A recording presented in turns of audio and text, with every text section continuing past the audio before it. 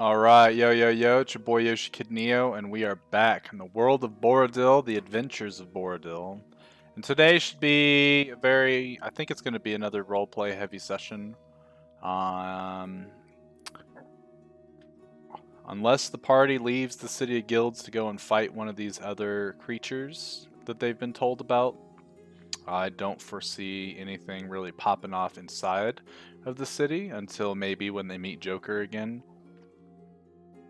But I guess we shall see. The party can always change what seems to be going on a whim. It's what parties do. So hopefully you enjoy, and we shall see what happens. Gerald, did you like the music choice? Oh, guess not. Just fuck that.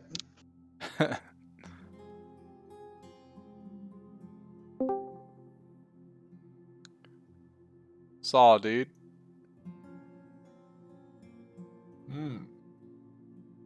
If you're saying anything, we do not hear it. Yo. There he is. Man, what were you doing, man? Yeah, what were you doing? Were you listening to the tunes that I left you? Nah, I literally walked out and took a phone call. I just came back in the house. Okay.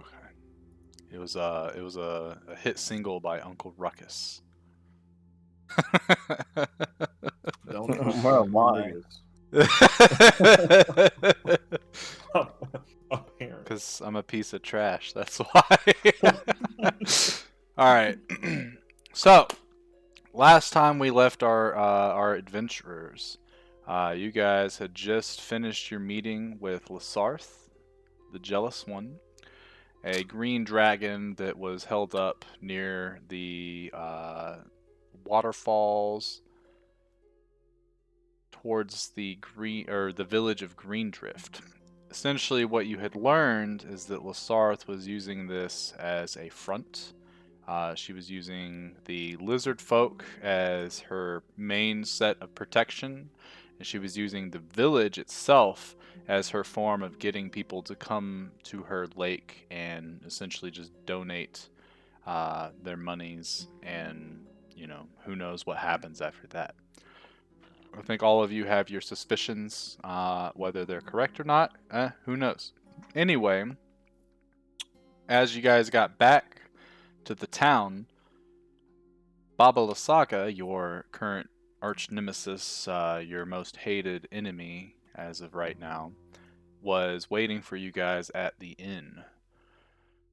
She had told you that she wasn't very happy with how easy it was for the rest of your party to die. The party being those that had set foot in Barovia quite a few weeks ago, had hurt her son's, I guess, lover-to-be, and then escaped. So Baba Lasaga, while you guys were trying to close the portal, was able to escape and had pledged to make your lives insufferable. Now that there's only one of you left, the one of you being Snoopy, she placed some sort of spell on you. You don't know the effects of it, but you felt strange for just a moment and then felt completely normal after the spell had finished. And she told you that she was going to keep you alive for as long as she could, and she was going to torment your new compatriots. Even if and she didn't really care that all of you had just met the fact that you're associated with Snoopy. She's going off what she can. You guys then were hinted that there was something wrong inside of the tavern, and when you went in there, you saw a delayed fireball essentially floating in the middle of the inn, with all of the village folk staring at it under some sort of charm spell. Your new compatriot, Mong, was able to essentially tell a story of dark, sorrowful dreams that he's been having or something. I don't remember exactly what he said, but it ended up snapping out most of the patrons, and then Angelica was able to essentially shepherd them out of the inn before the fireball had exploded and the inn was no more. Because of this, and because you guys were trying to depart ASAP, the head of the town, Braden Law, essentially offered you guys a job of defending them on their way back to the City of Guilds, and he didn't really give you a choice. So you guys waited for them to all pack up. They started to move along with you, and you guys headed out for the City of Guilds. During that journey, during that night, Losarth had flown from her home and intercepted you guys and told you that this was unacceptable. You had 3 days to get the whole village to go back to where they came from, and also to bring the leader as well as his two, compatriots, the elves, to her. Which you guys did, and she promptly killed them with her poison breath, and allowed Mong to feast off of one of them as she ate the rest of them. You guys then devised a really hilarious plan the next morning to use Mong's changeling abilities in order to shapeshift into a dwarf, or into Braden Law, the dwarf, and make it seem like he had ran ahead, gotten his head chopped off by a lizard folk, and then the whole town panicked and went back to their home, leaving you guys to quote-unquote defend them or defend their escape. Now with no babysitting, you guys headed back to the City of Guilds, and as you guys entered the front gates, there was a armored Great Pyrenees sitting there with a great sword strapped to his back. And as he saw you guys approaching, you could see his tail wagging. Once you guys got closer, he did the puppy bow and essentially started to bark with Snoopy, and they began talking, and then he started to speak in the common tongue, just like Snoopy has been able to do to you guys, and said that you guys should follow him to his master. And he started to run off with Snoopy chasing right behind him. And that is where we will begin the session, is with you guys up here, like right at the entrance of the City of Guilds. You have this new dog, Ellis, and Snoopy are currently running inside of the town. What does the rest of the party do?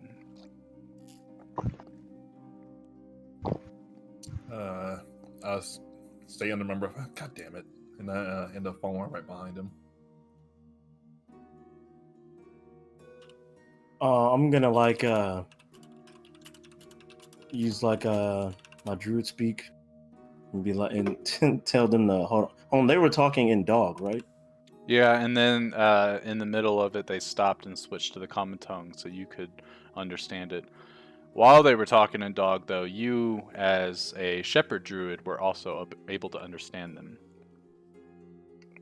As So you can yeah, speak with animals. yeah. So I'm gonna run towards them and be like, hold on, whoa! I have more questions. And then I'm gonna cast Druid Craft on the dog that ran away. Make it smell like a I'm trying to think. What do dogs? Brady, what is Splinter like? What is what's he his like? Yeah, what's his loves tuna. favorite thing? I'm a Druid Craft tuna in that dog's face to try to get him to stop. Okay. So as you reach out and call, him and Snoopy are currently running. Snoopy is faster than this dog, thanks to his bulk. This dog is, not as agile as Snoopy is. But as you cast the Druid Craft, he kind of stops and sniffs. He's like, "That's weird." And he starts sniffing the ground. "There's tuna. Snoopy, do you smell tuna?"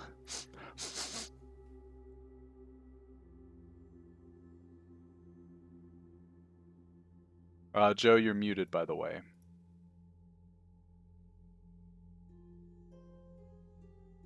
I sure am. Have you been speaking this whole time? No, I haven't, luckily. I sniff the air, and I'm assuming I smell the tuna too. Correct. And and it's coming from his face.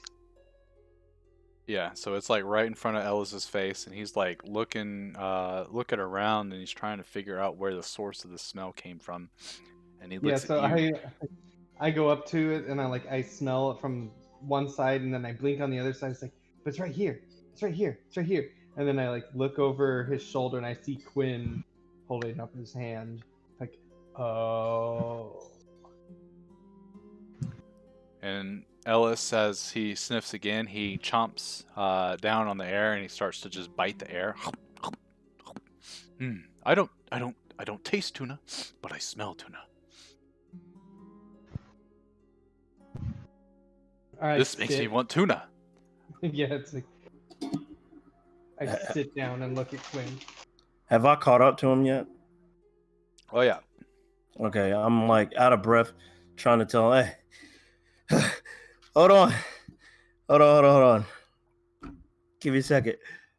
And then I'll like put my hands on my shoulders, like trying to keep up. Like I stamp my foot down. I say, tuna. Yes, tuna. Let's go get tuna now. And Ellis gets up and starts to run into the town. No. I'm gonna take a drink of this and start running. What do you do, Quinn? I'm about to do it right now.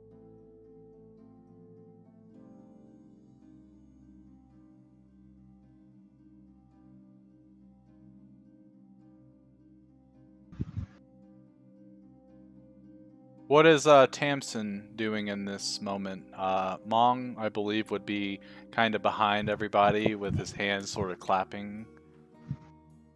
Why are you doing Tamsin, I jumped on my broom, ready to follow them.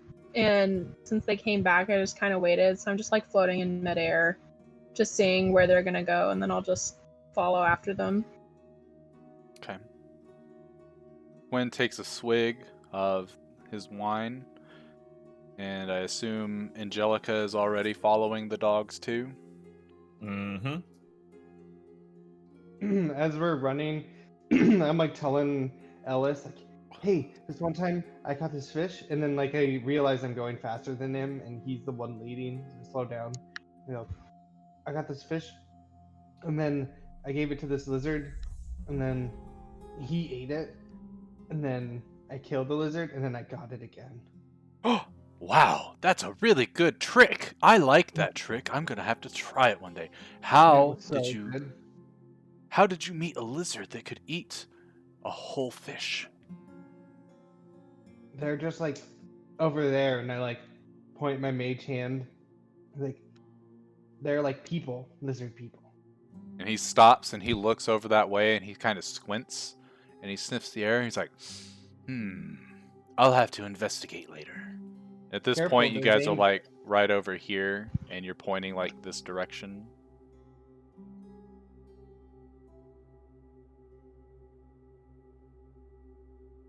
They may be dangerous, but I'm more dangerous. And he lets out a mighty bark that's actually really deep, and it kind of makes your hair stiffen up on the back of your shoulders because you weren't expecting it. And he looks at you and he's like, oh, sorry. I didn't mean to scare you. And then I'm going to do my like best bay. Can I roll an intimidation for it? Yeah, go for it.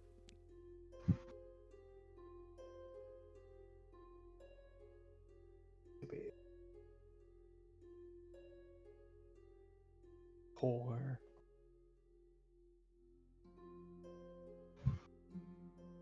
Insight, intimidation.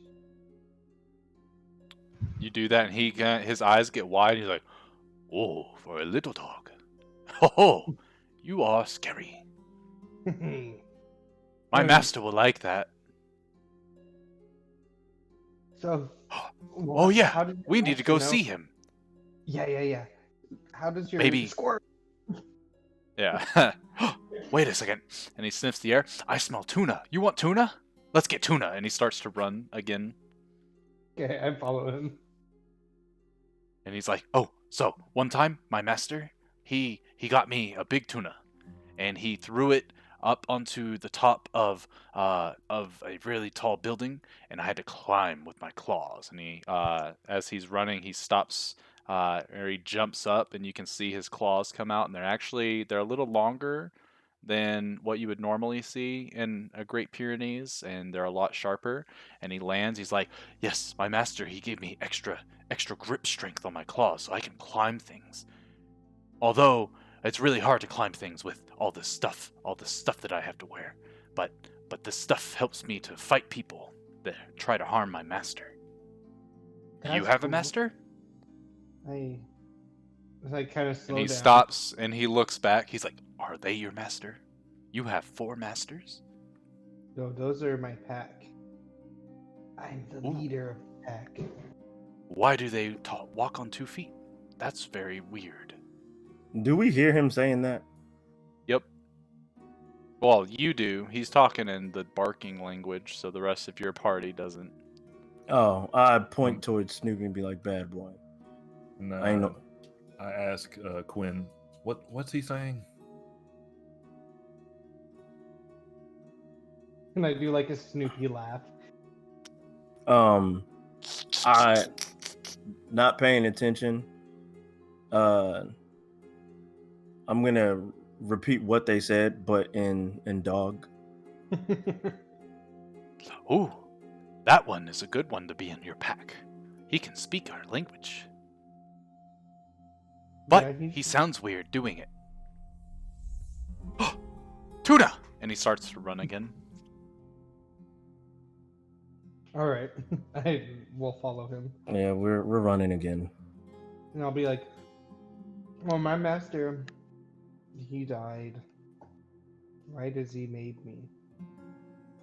And Ellis kind of slows down a little bit, and after he stops, he's like, that is terrible. And he comes up and he kind of nuzzles you on the side. "I am so sorry that your master has died. It is very strange from what I've heard for a master to die before their pet. Yeah. Do you remember? Do you much have any before- leads? Do we have anyone we need to go and find and bring to justice?" No, not right now. I don't even know how he died. I don't remember much before. Maybe my master can figure it out. Maybe my master can help you. Yes. We should go see my master. Let me take you to him. And he starts to run in a different direction than you guys had started. This guy's the best. Do I smell the tuna still? You do. I send him a message and I say tuna. And he stops in his tracks. He goes, "Ah, yes, tuna. This way." And he starts to run back the direction that you guys were headed. And currently, as you guys are running, like, this dog, he's got a lot of energy, and you guys following him realize that you're going to be running for quite a few miles before you get anywhere near where fish are sold. This is why I'm flying. It's so much more convenient. I'm sorry, y'all. I didn't mean it as I'm running. Your pack is a little slow, some of them. Yeah. I reach my hand up to Tamsin. Yeah, little hand here. Come on up. Silly And I two-legged pull up fools. and sit on her broom. Mong kind of like he's got his hands on his hips and he's like, guys, I'll just meet you wherever it is you're going. I know this place pretty well. Whew. Yeah. Can you ask your new friend where you're going exactly, and I'll just meet you there. And where are we going? Oh, we're going to the docks. That's where they have all the tuna. Where's the master? We should go there He's first. in the master or the tuna? Master. Master! So as you guys are like here, you're in Cart Street right now, or We'll say you're in the like right after the artisans district, probably this way. And he goes, "Oh, okay." And he looks and starts barking at Mong. He's like, "We're going to Gandahar proper. It's near the palace." I tell him Gandahar proper. And he kind of like shakes his head. He's like, okay. I've never actually been there, but I'll figure it out." And he sits down on the side of the road and starts to like he pulls out a water skin and starts to take some big gulgs of water. "Okay, to the master." He starts to run back from this part towards this area, another mile and a half or so. After you guys get to the gate, as Ellis is running, you see the guards kind of notice who it is, and they open up a small door that allows for people to come in to and from the gate without having to open the whole thing. And as he slips inside, the guards step in front of you all, blocking your passage. And Ellis turns back and he speaks in the common tongue. "Oh, Master Darwin wants to see them. Yes, yes, he sent me to get them. You must let them pass, or he would be furious." And they kind of look at each other, and they step aside, and who speaks Elvish? Me. Oh no. Speak what? Tell me if you can read what I just sent in a whisper. I can. I can. I can. I think everybody but Angelica then. Indeed. Okay, so in Elvish, they speak to each other and like, "Never thought I'd take orders from a damn dog." I like look at them and I growl. And I say, "Sit." They kind of look at each other and they, no. And I They just don't blink do on the very other good side next at to tricks. Ellis. You do what to Ellis? Oh, so they say no, and then I just blink on the other side of the gate next to Ellis. They kind of look around and they're like, and Ellis goes, "Oh, he's over here.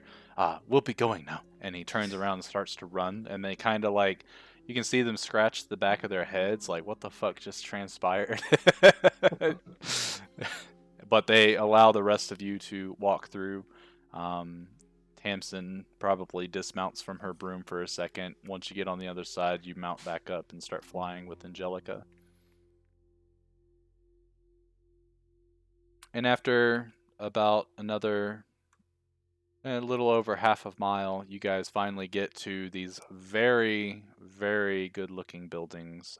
Very well kept, very, what's it called? Highly crafted, I guess we could say. This definitely is a location where most of the nobility of the town lives. Anyone that has a big name, you can probably guess, lives here. But you guys get to one of the houses, and you can see a sort of like a column of smoke coming from the chimney. And Ellis sits in front of the door, and he goes, "Okay, this is my master's house. Are you ready to meet my master, Snoopy?" My tongue's hanging out and like my tail's wagging. And yeah. And as he's sitting, he takes his right paw and he smacks it against the door twice, and then he sits there and his tail starts to wag. "Who's there?" And you watch as a sort of like opening in the middle of the door just appears, like a little portal, and it's a big ass eye, and the eyeball kind of looks at both of you.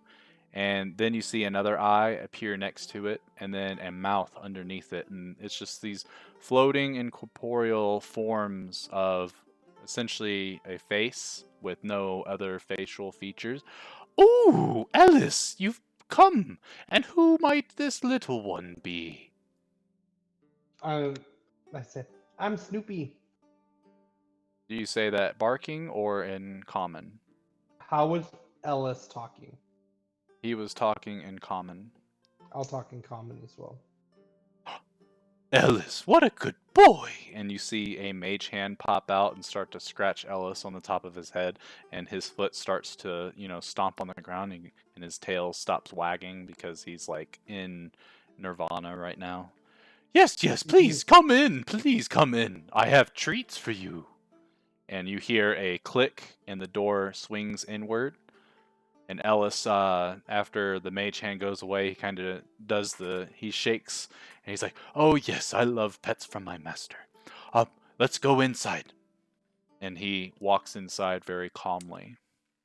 You can like see Snoopy's kind of jealous and a little sad that he doesn't have scratches from his master. I assume the rest of the party enters as well. Yeah, I hop off the broom and walk in. Yeah. Hey. I pass out like on the floor. I look at Quinn right before he passes out. I'm like, why didn't you just summon an animal to ride and then walk inside? I snicker a little bit to myself. I thought. So, I'm just like passed out. the Quinn's on the floor after all of you enter, and the door closes, and the room is very it's very lit. There's a lot of candles that are kind of floating, and they move from room to room, illuminating the whole place. Each of these candles, you can see that the little wick, the fire, is some sort of different creature. Some of them are dogs that are sniffing around. Others are owls that are flying and just surveying the area. A variety of different animals that are kind of just lighting up the room and stuff like that. But there are piles and piles of books. There's one room that you can see that's just got a bunch of jars that are full of random assortments of things, like toads, the feathers of various winged creatures. One of them's full of different canine teeth. Not canine like as a dog's teeth, but that type of tooth. Incisor, I guess, is the better. No, it's a canine, right? The long, sharp teeth, but you don't know Yeah, those are what canines. exactly. Okay, yeah. And as Ellis walks in, he gets to the middle of the entrance room, and he sits onto the carpet, and he lays onto his back. And as he lays on his back, a mage hand appears and starts to rub his belly, and he starts to squirm all over the place. And he's like, "Oh, the pets from my master are the greatest." Ooh, and his leg starts to go. "You, Snoopy, probably want some pets too." And another mage hand pops out, and it approaches you to let you sniff it. And I sniff it. Do I smell anything? No. I just kind of like shrug my shoulders and then go on my back and basically ask for belly rubs. And it starts to rub your belly, and the same thing. You start to wiggle and squirm. Your leg is going like 500 miles per hour. And after about 10 seconds of this, the mage hands disappear, and a man walks into the room from the study. He is dressed in fine clothes of a sort of green, tealish color. He's got very gray hair. He definitely is human. You can tell he's human. And he's of the older sort. Probably at least 65, maybe older. You're not 100% sure. But he walks in with his hands sort of clasped together in front of his chest. And floating to the side of him is a tray of tea, as well as little biscuits and stuff like that, little assortment of treats.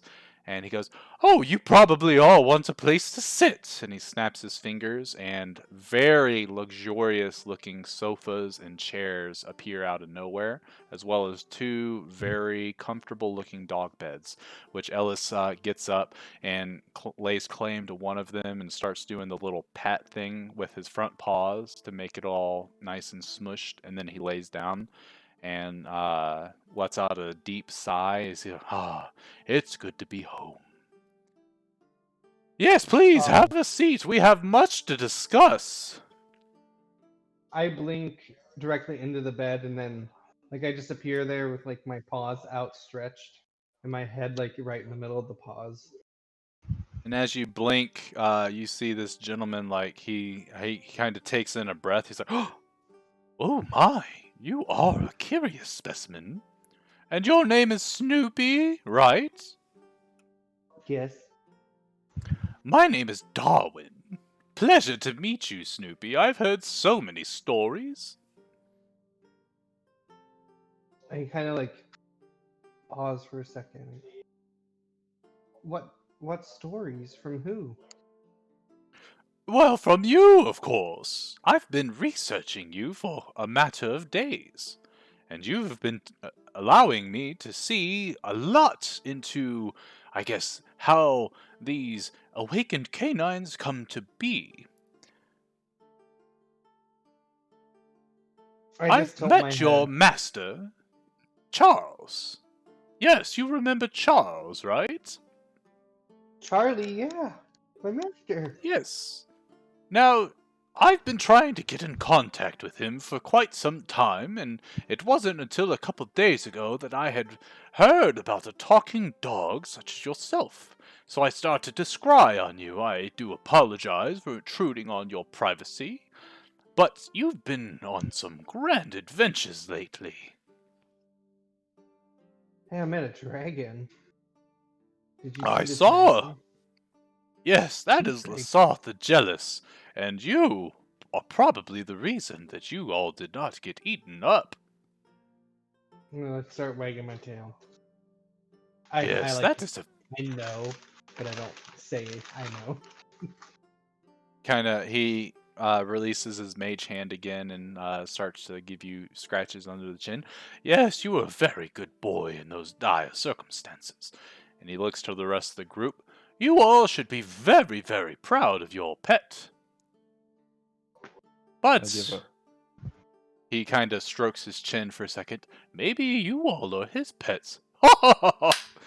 He claps. "What a weird world that would be, hmm?" I I give a, say, I this give is a my brief, pack. I give a brief sigh, and then sit on one of the sofas with my legs crossed and my arms stretched out over the top of the sofa. All right. Okay. What is Tamsin doing? And I'm is kind of Quinn still inspecting passed all the out? stuff that he has because I want to see if there's anything that's of interest. But I kind of stay in the back of the room close to the door. So for a quick getaway Tamsin, if would I you need one. please? You can come and have a seat. You are in a very safe place, I assure you. Your demon will not be an issue here. What? How do you know about? Well, like I told Snoopy, I've been scrying on him for the matter of a few days, and I did notice that fight that you had with those lizard folk, those dreaded beasts, and that thing inside of you. It looked like some sort of ice demon. Mm. Does it by chance have a name? Don't know. You hear a voice in your head, Tamsin. "Do not divulge too much information from this one. We don't trust him." No. No, don't know. Don't really care. But I don't appreciate you spying on us. "Oh, no, no, no. It wasn't spying. It was research." Raise an eyebrow. You can call it whatever you like. Looking in on us without our knowledge is fine. Quinn tries to get up. Yeah. Just to let you know, because you're doing that, you may be entangled with all this. How much have you Entangled seen? with all of what? How much have you seen? Well, I saw you all talking with Inniscraft. I've seen that you were trying to go get a dragon's egg. I saw you murder all those or take out all those lizard folk for attacking you. Very good. And he gives you a small little like nobility clap. I saw you deal with the dragon and her mate. Very well played by you all. I really thought that would be the end of you, but you were able to turn it around after your outrageous requests. I saw how you dealt with those hill giants, and, well, I also saw the fall of your two former comrades. That woman, Baba Lasaga, was her name? And he kind of looks around. Can she hear me? No, wait, I have wards in here. She cannot scry in here. Says you. Quinn He starts kind to of look looks around. at you and blinks. Yes, I did say that. Do you think that she could scry in here? Possibly. Quinn starts to kind of get up and be like, I have no issues, no quorums or anything. I don't know this man. Because that, considering she, that old hag, create a giant blood giant, I wouldn't be surprised. Kind of scratches his head and goes, Yes, a blood giant is cool and all. I'm sure with a significant amount of research, I could make one too. But do not fear, I believe that we are all perfectly safe. My wards have made it to where my colleagues have not been able to assault my mind while I live in, or while I am within my cottage, so I am 100% certain that we're all safe and can speak freely. Who are these colleagues that you mentioned? Ah, yes. The reason I called you here today, or at least Snoopy, is we're having a little bit of a competition. You see, Charles was a very, very, very, awarded archmage. He used to hold a seat on the Gandahar Council, but he then left after some time feeling that he was doing no good by doing the council's bidding, and I believe that is when he started his research on how to make such a fantastic creature, and he points to Snoopy. And because of what I've seen, he was very successful in that endeavor, in which case I have been only somewhat successful, and he points to Ellis. Ellis is fallen asleep at this point, and he kind of shakes his head. The moment that Ellis wakes up, he will no longer be able to perform any of the attributes that Snoopy can. Most notably speaking the common language, or make use of any of his special barding that I had created for him by the blacksmith. You see, for some reason my spell, my enchantment, ends after he sleeps, and it doesn't matter how long he was asleep for. Which is why I've been trying to find you, Snoopy, so I can try to find your master's research, so I can make the spell more permanent, you see. Wow. Are you saying it's possible I'm the only one like me? So far, but... And he holds up a finger. I want to change that. I kind of like start wagging my tail. Like I was super disappointed. And then I start like wagging my tail. Really? Yes, What can I do that's- I want to make a whole adventuring party of dogs. that go out into the world and do great things for this world. Can you imagine the goodest boys and girls going out saving the world? And he's got his hands like right in front of his face, and he's got this big ass smile, and he's just like overcome with the hallucination in his mind of dogs going and defeating like demon lords, for instance. Oh, it's a perfect scenario for such a tragic time that we live in. You see, like, I'm doing the same thing, like, in my mind. Like, eyes are kind of, like, glazed over, just imagining. But the Snoopy, only issue... Oh, go ahead. You go ahead. there's nothing wrong with being the only one. Something doesn't sit right with us. Darwin looks over to you and sort of scratches his head and... what do you not like about this plan? The fact that you can wax poetic about this bright future that you want to try and see for, or at least potentially show us. But who's to say that's what'll actually happen? Instead, you could just be trying to raise an army of some sort. Of Oh. dogs. Oh, Of dear. dogs that can fight. If anything, and he puts his hands up in kind of like he gives up. He's like, if anything, I would want an army of cuddle buddies. I kind of glare at Tamsin.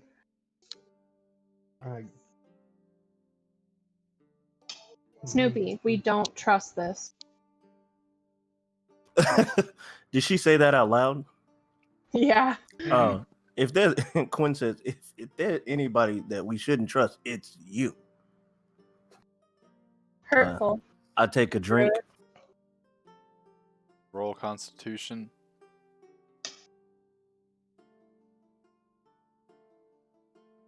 Your buzz has elevated, but you're not drunk yet. And then as dear, I think we all got off on the wrong foot. And he's like waving his hands frantically in front of him. No. This is good. And then I pull out the ashes of Saberwood. This Oh my god. is what you like to do. You said this is what? I said this is what you like to do. I kind of start sobbing and walk off a little bit. Quinn, go sleep it off. As he's walking off, I'm looking at it with my with my eyebrow raised, like, what the hell? Oh dear. It seems that there's a lot of issues in the room that we should try to iron out before we get to doing what's best for the world, I guess. And he kind of looks at all of you individually for a second. What will it take for you to trust me? And he's looking at Tamsin. Quinn says, I'm down, Snoopy's down. In my head, I want to talk to Abaddon. Okay. What are you getting from him?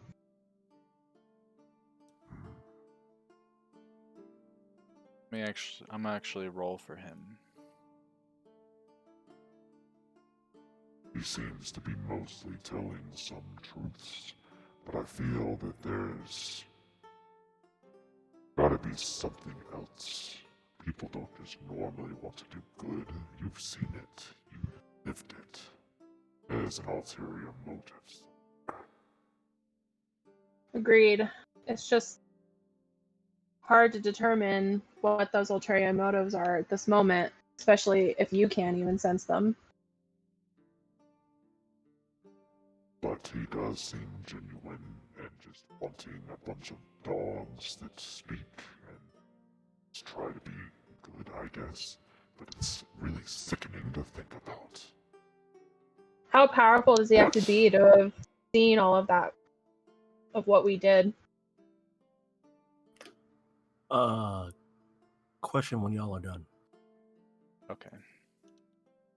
me look at the spell real quick. It is a level. He's definitely more powerful than you are. I'd say he's probably toe-to-toe with Inna's Craft's daughters. Maybe even a little stronger. Might even be toe-to-toe with Inna's Craft herself, but I haven't seen his full capabilities. Agreed.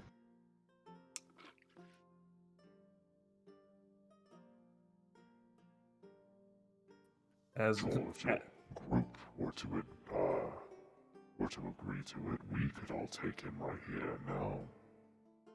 Then you don't have to worry about it, Tamsin. Not yet. We don't have enough information, especially if he's as powerful as Innes. As you say, he might be. With that, he goes quiet. as this whole thing's going down, I'm just looking at Tamsin and then like just start looking at my nails and picking with my nails. Yeah, I was gonna say, then clear my throat. yeah, I was gonna say, can you like describe when that's going down? What are you doing, or what does it look like you're doing? So it kind of looks like I'm just staring into space, but on occasion my eyes flash like an icy blue. And so it's a little weird, but you don't know what's going on because it looks like I'm just zoning out, but there's like weird flashes of magic on occasion. I'm gonna, while she's doing that, Quinn is gonna look at her as she's doing that. Okay. And just kind of get in her face. Go ahead. I was gonna say you definitely see the changes in color when she's looking. What are Tamsin's normal eye color? Is it purple? Yeah, it's like a dark purple. Okay. You see her eyes occasionally as she's standing there with her arms across her chest, kind of staring down Darwin. Her eyes go from this dark purple to this icy blue color. And you can actually see the difference. Like on the outside of the iris is like white, and it almost looks like little icicles pointing towards the iris itself. And it's a deeper blue on the middle portion. And they keep fluctuating every couple seconds. And While we're as you having get that up in her conversation, face, can I see Quinn Oh, in go front ahead. of me? Yes. Okay. So as she's doing that and she snaps out, I kind of say, I say to myself, but kind of like out loud a little bit, but in a whisper. I just say, huh. Kai used to do stuff like this. And then I just think, it's like, Who's Kai? Kai. And I start crying again. You're a wreck. Dear. Here, Quinn, and you see this teapot start to float towards you, and as it's floating, it's pouring a glass of tea. Here, you should drink this instead of whatever's in that flask of yours. That stuff's mighty potent, and I think you'll need a clear head for all of this. Thank you. Quinn, you need another swig of the wine, I think.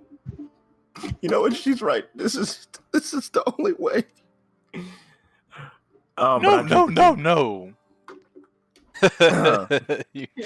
And as you drink the tea, he goes, "Oh, yes. That's perfect, actually. Now,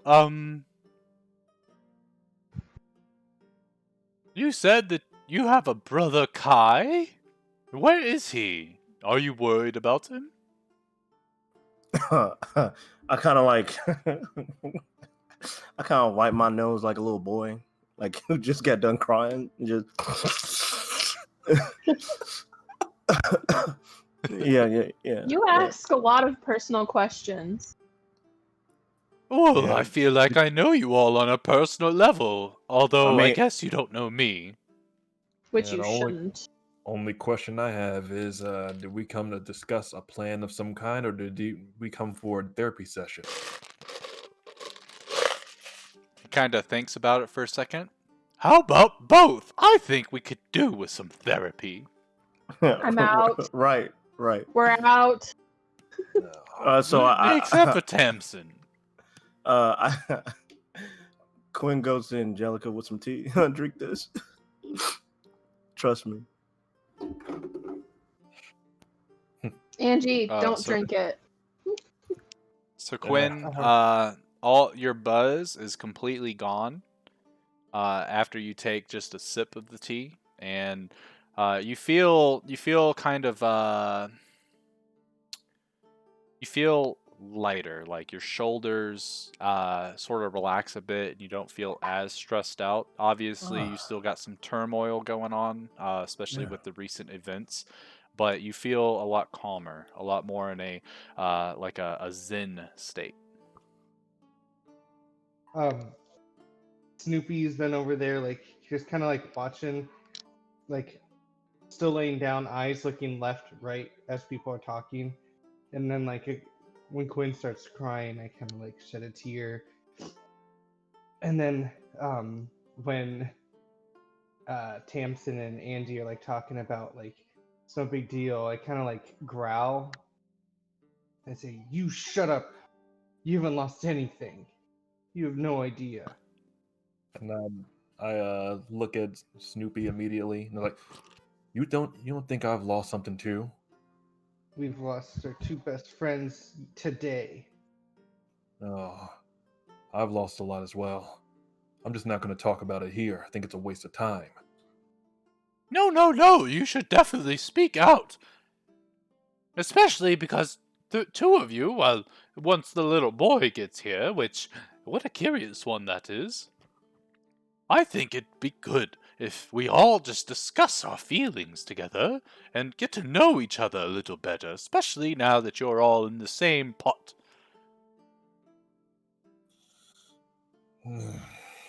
No. I'd rather not. Oh, these ones will be hard to crack. But we'll make it Exactly. happen, right, Snoopy? Right, Quinn? And the most cool and calm voice, Quinn just says, "Show you right." Yeah. And then he sits down. He says what? Show you right. Yeah. And then he sits down and starts like just he sits down next to Angelica and just like stares at her. What the fuck is in that tea? Is that heroin It's or something? chamomile with a hint of lavender oil. Like, I have the cup in my hand, and I look at it, and I'm like, "Yeah, I'm good." And then I place it down like in a table in front of me.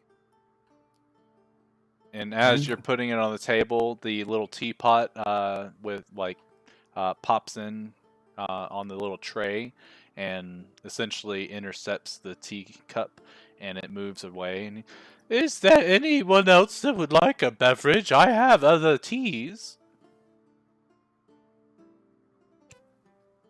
I think If I'm I can okay. get some of that, if I can get some of that to go, that'd be awesome. Sure. In a sign of good faith, I will do that for you. And he snaps his fingers, and you can see something move the curtains that are next to him.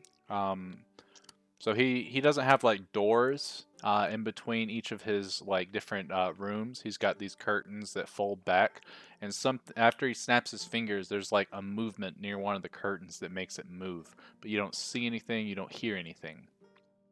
Yes, my servant will get that, and he'll have it ready by the time you all leave. I have two questions out of character. Go for One it. question: is Kirsten a wizard or a sorcerer? Kirsten? That is up to her to tell you if she wishes to. You haven't figured it out yet? I think I remember you using a sorcery point. Or two. Yeah, correct. I am a sorcerer, Okay. but You still have to figure out what kind. You're Okay, you're a that's fine. murderer is what you are. Have I figured out Aren't that we this all, guy Quinn? is a Aren't we wizard? all? Have you figured out what? That he is a wizard. So Darwin. far, everything that he's done has reminded you of your master. Who was a wizard. Correct. Yes. Okay, good to know. Thank you.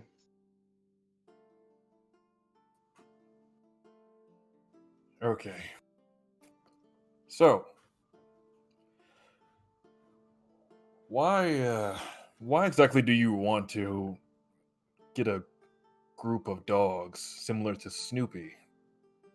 Exactly. Oh, why have you yes, been yes, spying I on us? forgot that we were talking about... Oh. Which would you prefer me to answer first? Answer a question first. Okay, well, like I was saying, the Council of Gandahar has been having a little bit of a challenge lately. Each one of us on the council have elected to find one of our old colleagues and figure out the rest of their research and complete it for them.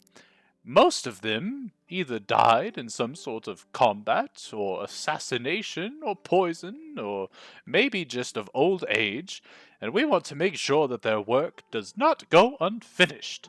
And Charles, from what I remember, from his time on the council, he was trying to make it where dogs and cats and other creatures that we normally keep as pets had superior intelligence. That way they were more integrated into the family instead of just doing our bidding.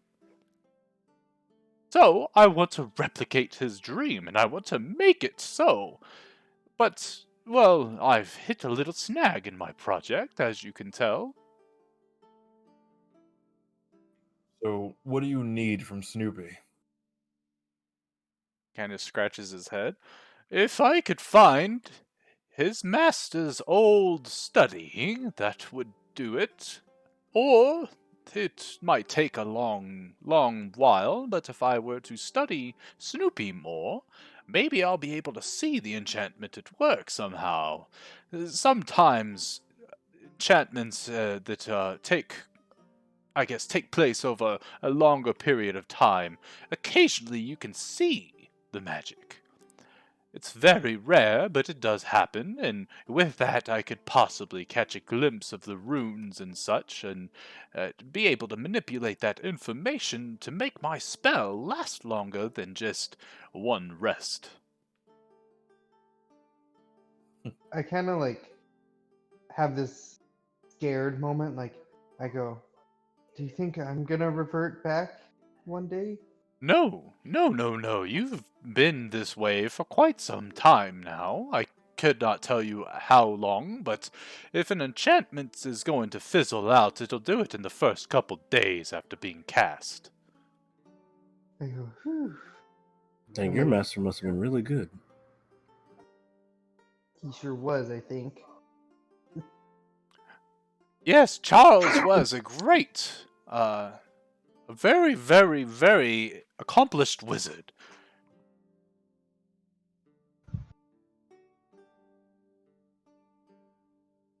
I pull out a piece of jerky and start chewing on it.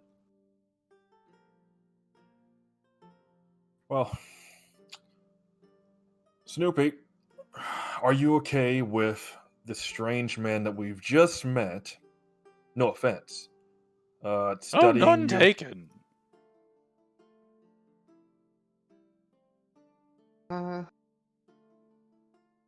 You know, ENG, he's not that strange. We've met a lot of people recently, and he's the only one that's been actually nice. All right. But I don't know if this doesn't sound like studying's the right way to go about this. It sounds I like agree. Do you know where your master's study is, perhaps? That would be the best way to do this. Well, I'll assume that's a no. yeah.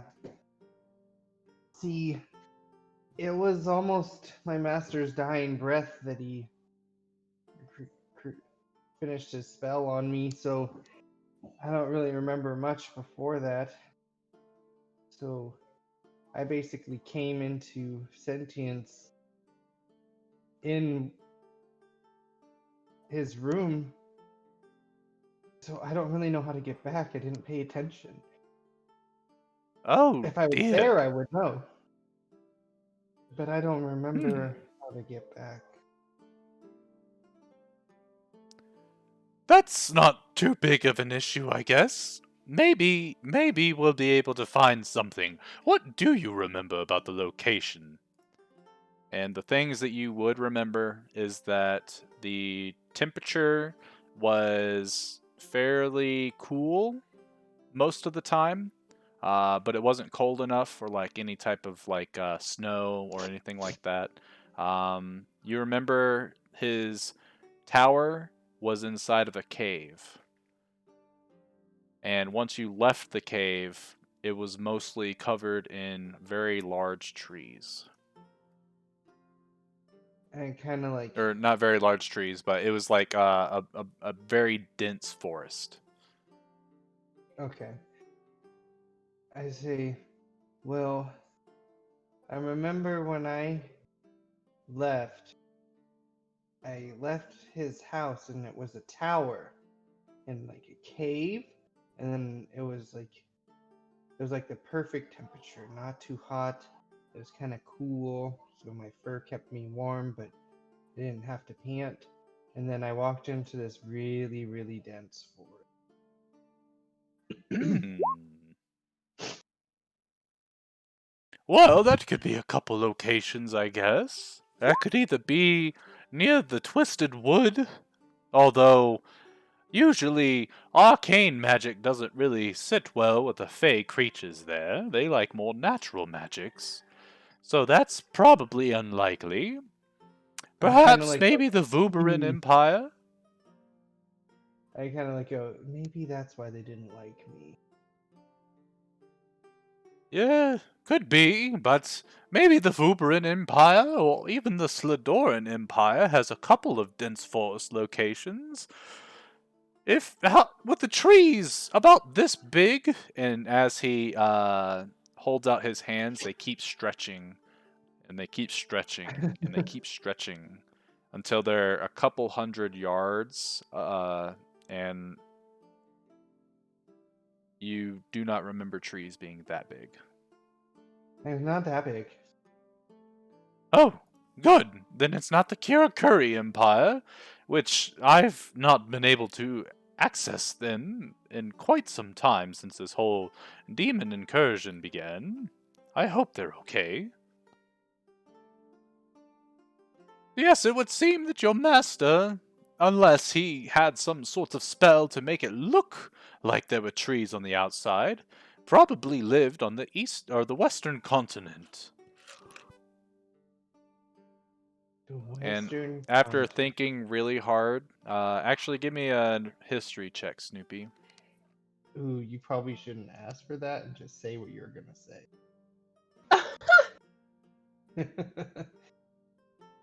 False. Oh,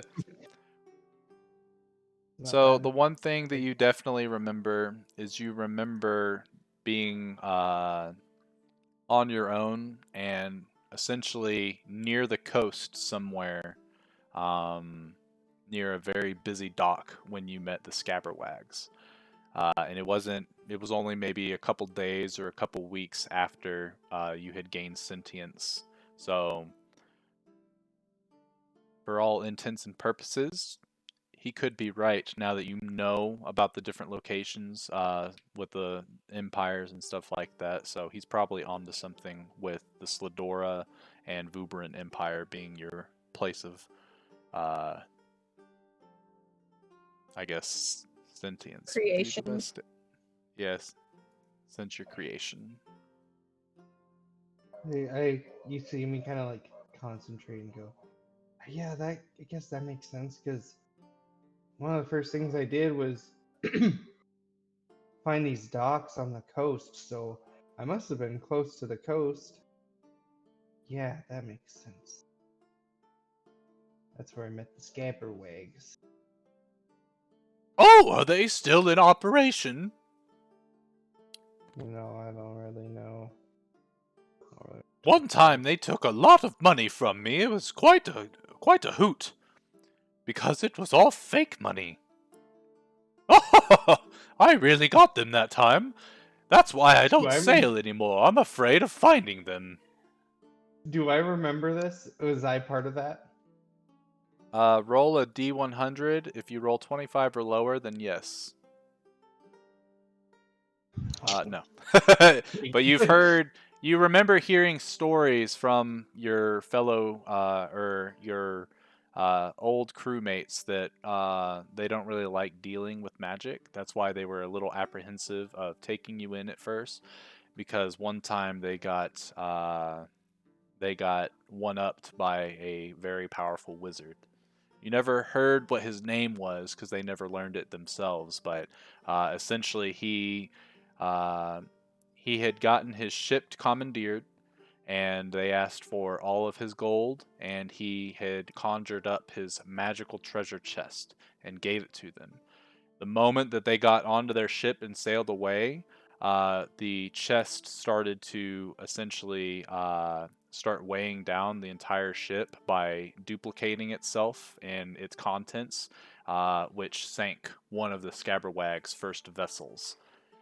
And from all that you know, from all that they remember, is that that ship is somewhere out there in the sea, and that chest is still duplicating these gold coins. But they're not sure if they're even real or not.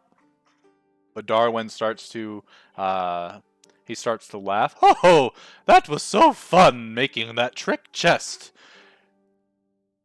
They had no idea what was happening until it was too late, and I had already set sail. You see my eyes kind of light up and like, oh, you're the reason they don't like magic. Oh, well, that's unfortunate because magic is wonderful. Well, It brought you to this world.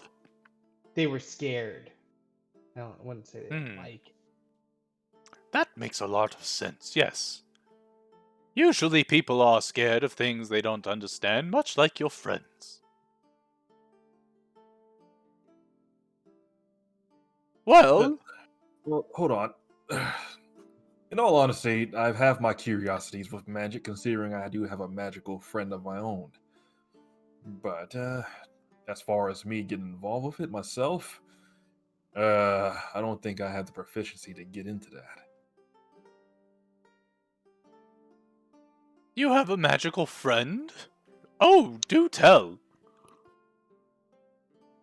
Yeah, it's a magical friend. We're just gonna keep it at that. Well, that's no fun. Yeah. Sorry, no offense, but I'm still puzzled about this entire situation. Well, it's not like I'm really asking for anything, really. I just want to be able to continue my study of Snoopy, and I guess your adventures at that. And if he's able to find his master's resting place, that would be I guess, that would be the best result from all of this. I plan to do my part as well in the search, especially if we're thinking it's in the Sladoran or Vuberan Empire. I kind of start wagging my tail. I'm like, I wouldn't mind figuring out more about my master too. Yes, Charles was a great man, but I didn't know him for very long before he had left the council.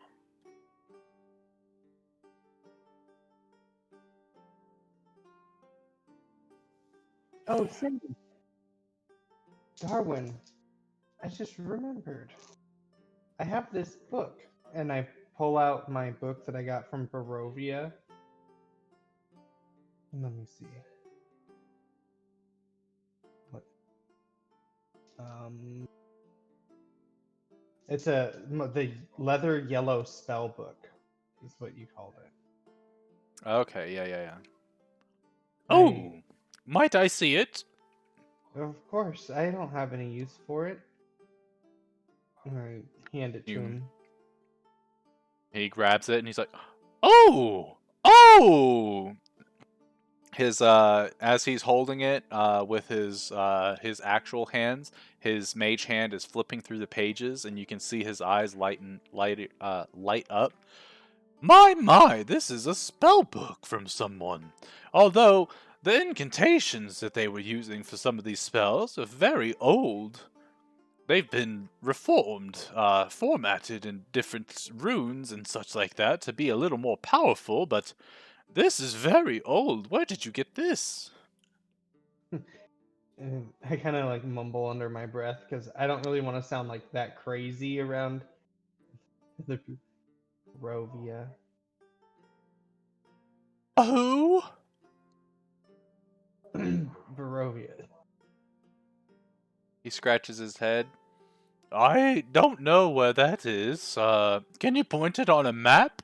And he snaps his fingers and a world map pops in with, it's like almost like a neon lit sign, except for everything is a lot more detailed than what you could get with a neon sign. And it is this, the world map. I like take my mage hand and like go under the map and like point upwards somewhere and go like somewhere maybe over here. It wasn't on the same. I don't think you can travel there.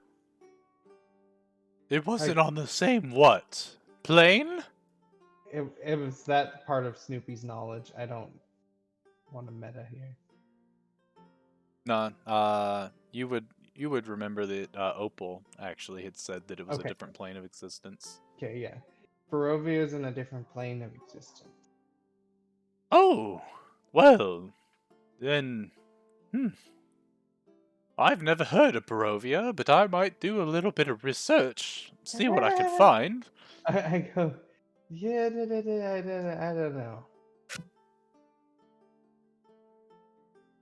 Hey, Snoopy. So does this Barovia have something to do with that Baba Lysaga bitch? I thought we didn't want to do a therapy session. Angie. That's not therapy. That's just a general question. Why else would she be at your guys' throats, including mine now? Well, apparently, the Count of Barovia is some super powerful vampire, and apparently that's the hag's son or something, and she's all pissed off because because a different hag killed his girlfriend that wasn't his girlfriend, and then he got all mad, and then he tried to I don't know. She's crazy. Sounds like a lot of drama. What the hell is this? Yeah, sounds like quite. I just started chuckling to myself. I feel like we're getting a little more than we deserve here, since we didn't even want to go to Barovia in the first place. This woman really hates you guys. I'm trying to figure out. Oh my god. Just know that we're trying. Well, I guess we're not trying anymore. I'm trying. Everybody else is dead. Yeah. Well, Trying. This evil being Yes, takes this us to Baba another Lysaga, plane. from what I can remember after seeing things through you, is that she's one of the Dreadful Seven, right?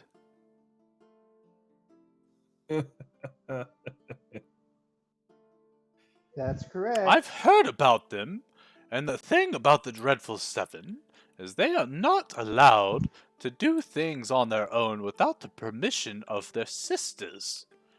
And you know one of their sisters. Actually, you know 3. I I just Well, imagine I like guess super. that counts, Baba Lysaga. So you know 2. I just remember the image of Elspeth. Yep, and that is one of them. And it's craft. So, if you can somehow get them to take your side, which, well, honestly, good luck with that lot. But then Baba Lysaga essentially wouldn't be able to do much. If you can show that you're more important to the Dreadful Seven than being written off as fodder, that could be a way to get rid of this issue. Or alternatively, I guess you could try to kill her, but, well, after seeing how she took you all on very simply, eh,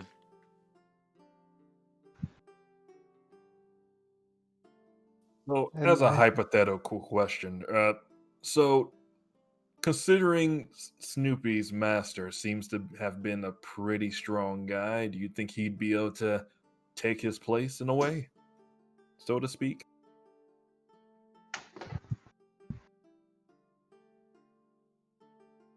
say that last part, take whose place? His master's place as, like, I don't know, is that how wizard stuff works? Like, Hmm, do people take people's I don't want places? to take his place, no, but sometimes the wizards do try to complete the research of others that didn't live long enough to do so. Usually that's us human folk, as we do not have the luxury of living as long as, say, elves or dwarves, for instance. So, I think it's something that more human wizards do. It's just a shame that Charles didn't think of anybody to continue his research before he passed. Hmm. Well, considering we've already got a lot of enemies as is, so I'm gonna go downhill from here. Might as well do the most we can.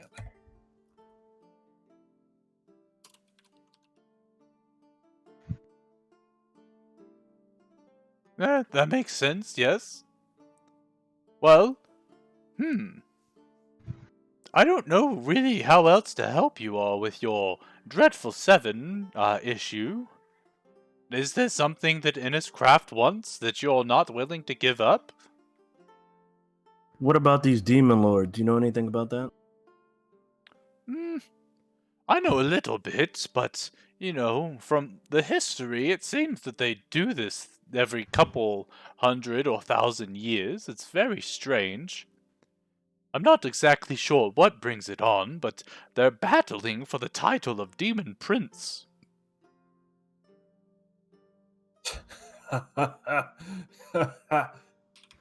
Ah, why? Why? Well, I've not really delved into the history of demons all that much, or devils, so I don't know much about the fiendish ways, but what I do know is that every now and then they get to this point where it's more, I guess the abyss becomes stagnant, and they come to not only try to terrorize the material plane for pleasure, but they try to defeat each other on even terms so that they know who is really stronger, because the only way to kill a demon is to kill them on their home plane. Otherwise, defeating them here only banishes them for a while, and then they'll inevitably be back. So essentially, excuse my French, but this is just a big dick measuring contest. Yes, although there are some lady demons that participate. Hmm, noted. So, uh, how did they even come to existence at this moment? Did they just get summoned here, or? something of that. He ilk, scratches I'm his not sure. head and kind of shrugs. He's like, I heard it was a very large sacrifice. Huh. Well, I'm assuming it couldn't get worse than that, unless a big battle were to go down here. I guess that would make it worse, right? Oh, Angie, never assume something can't get worse. Correct. Everything Oh. can always go astray real fast. In the blink of an eye, even. Well, considering the stuff I've seen with this group so far, it can only go downhill from here. Or up if we complete the research of Charles. And then you can all have your own dog. Or cats, or whatever animal companion you wish. I'm good with just Snoopy. Hmm. Joe, you're muted again, by the way. I was about to say, what does Snoopy think? Yeah, I wasn't saying anything. I was muted on purpose. But Okay. I wasn't sure if you'd be like Snoopy jumps up and wags his tail or something. I was just about to say something. Snoopy's like, I want a companion. You have one. Oh! You have that thing you summoned. The Goopy? I like roll my eyes. I summon Goopy. It's like, that's not It's the not kind the of same. companion I want. Darwin starts to stroke his chin. Aye! You're a naughty boy, aren't you? I kind of like narrow my eyes. He snaps They his kind of fingers. He's like, smirk. I've got an idea. If we find your master's research, I can make whatever companion you want. And you can have little companion babies. Oh, he starts to clap his hands. This is a wonderful idea, yes! My This is tail's going getting like a weirder million and weirder as this progresses. No, this is the procreation of life. Can you imagine 2 sentient dogs giving birth to other sentient dogs? Then it's biological at that point, not magical. This is perfect. You're making it sound like a breeding program now. Do you know when like dogs get so excited that their butt starts like moving and they can't control? And Yeah. so like they have to like walk around to handle their wagging. But that's what Snoopy's doing right now. All right, hey, relax a little bit. We wouldn't want your Christmas light to come out here, would we? Oh! All right. As romantic as that sounds, I'm not too sure. Please, oh please, oh please, oh please, oh please. Well, let's be mindful of your companion, Snoopy. I say I apparently still need to earn their trust, which I plan to do.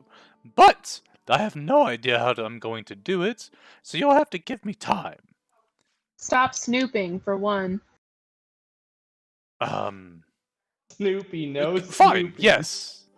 Yeah, 'cause next thing you know, you're gonna end up catching her using the bathroom. That would be weird. Or Well, catching me I using the only bathroom. scry That'd be on even Snoopy, weirder. so whatever Snoopy sees is what I see. It just happens that he sees a lot. For flavor's sake. And when you say catch him going to the bathroom, you see Snoopy like walking and he's like about to pee on something, and like I just like stop and put my leg down. All right. You can go ahead, Snoopy. It cleans itself. I can't do it now, everyone's watching. Oh. Well, Okay. fine. If I promise not to snoop on you anymore, but we have to find the research at that point. I don't have a definite timeline, but if Snoopy were to, and he kind of like gets a little uncomfortable with even mentioning this part, but he's like, if Snoopy were to pass away before I can figure it out, I don't know if I'll be able to do this. He's the vital piece of it all. And I kind of like So if I'm look at not my able to study him from afar, then I need to find his master's old study. If you can Alright. guarantee that you'll help us out in that way, then I will not scry. Okay. So, I, as unsure as I am, for his sake, I guess we can try to look for it. But under one condition. You would have to figure out a general location that we'd have to look. Oh, well, if Snoopy got to the coast and found the scalawags, he was definitely on the western portion of the western continent, but he could have been anywhere in the Vuberin or Sladoran Empire if it took him a matter of days or weeks to get there. Alright. There's that info. Snoopy, you gonna remember that?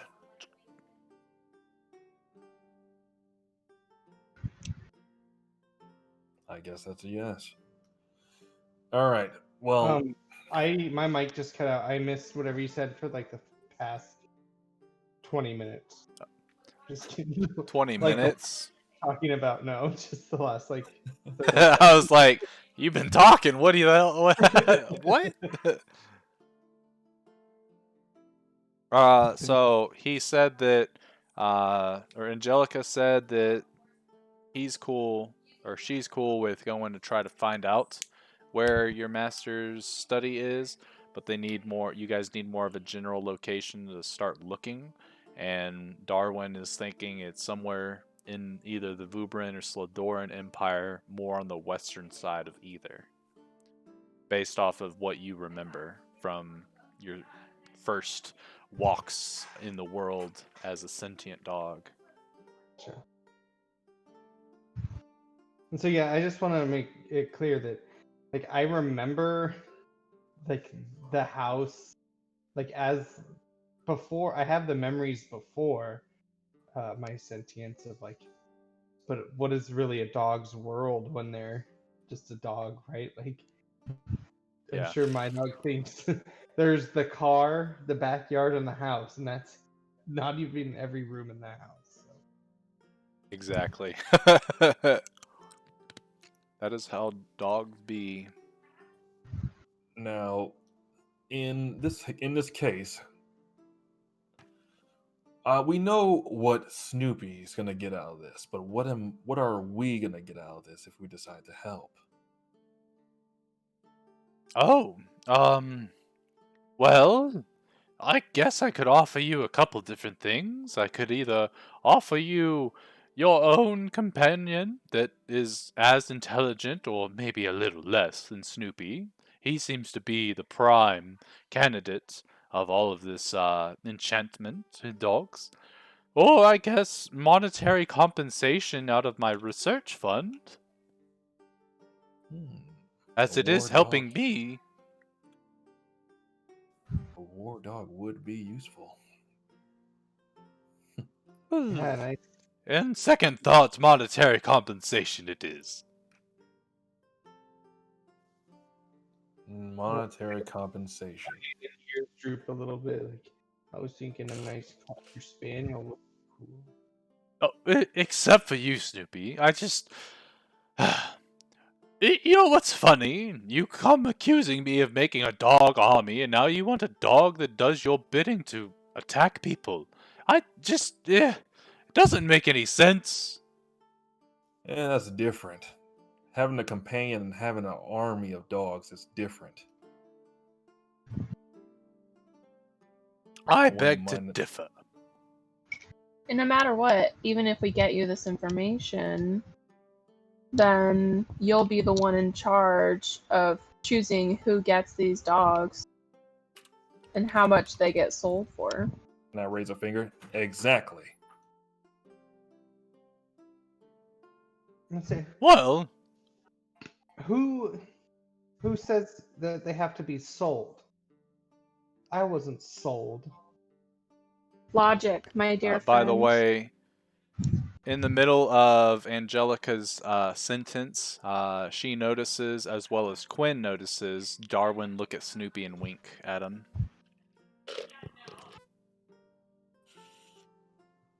And what was And that? I wink back.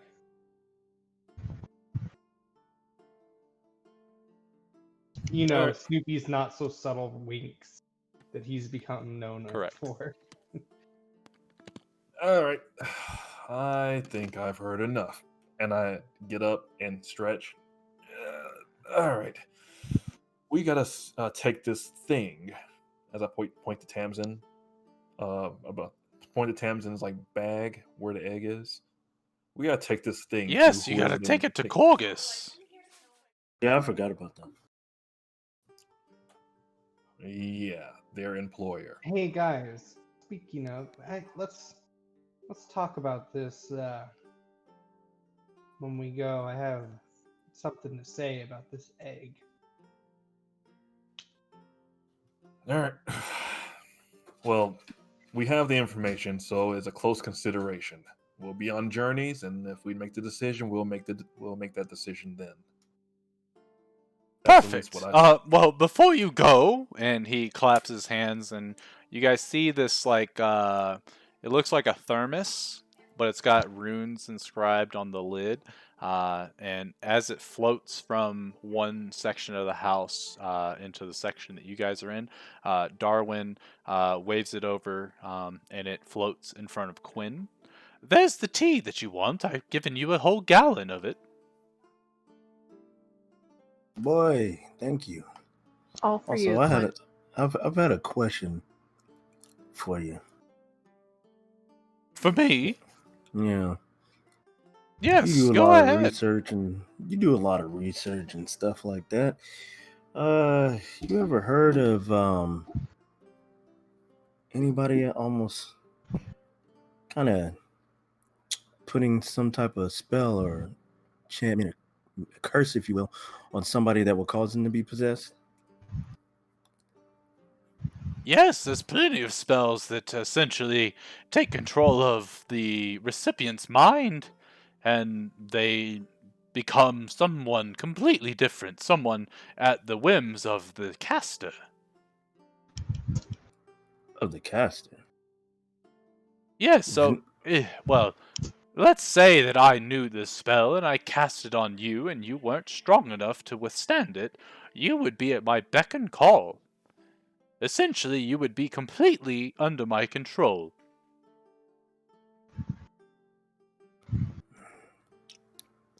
You guys hear Quinn just say, you bitch, under his breath. I apologize. Did I do something? No. It wasn't you. How would you reverse something like this? Do you know? Well, first you gotta kind of be able to figure out exactly what spell was used. And then, it depends on the power of the caster that, put the spell on somebody. If they're really strong, you'll have to have really strong sort of counter charm. Otherwise, I think that typically if you were to slay or somehow, I guess, banish the caster from this plane of existence, that might work, but it really all depends. Do you know someone that's under the spell? Would you like me to take a look? He's not here with me. I turn towards Quinn with a look of concern.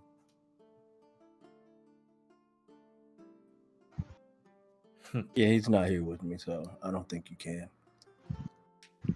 Well, if you ever have him in the City of Guilds. Bring him by any time. I'll let the guards know that you all are allowed to come and go from Gandahar proper as you please.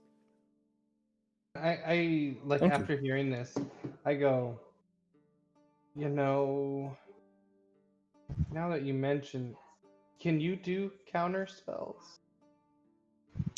I can, kind of. It's more of a as they're being cast kind of thing.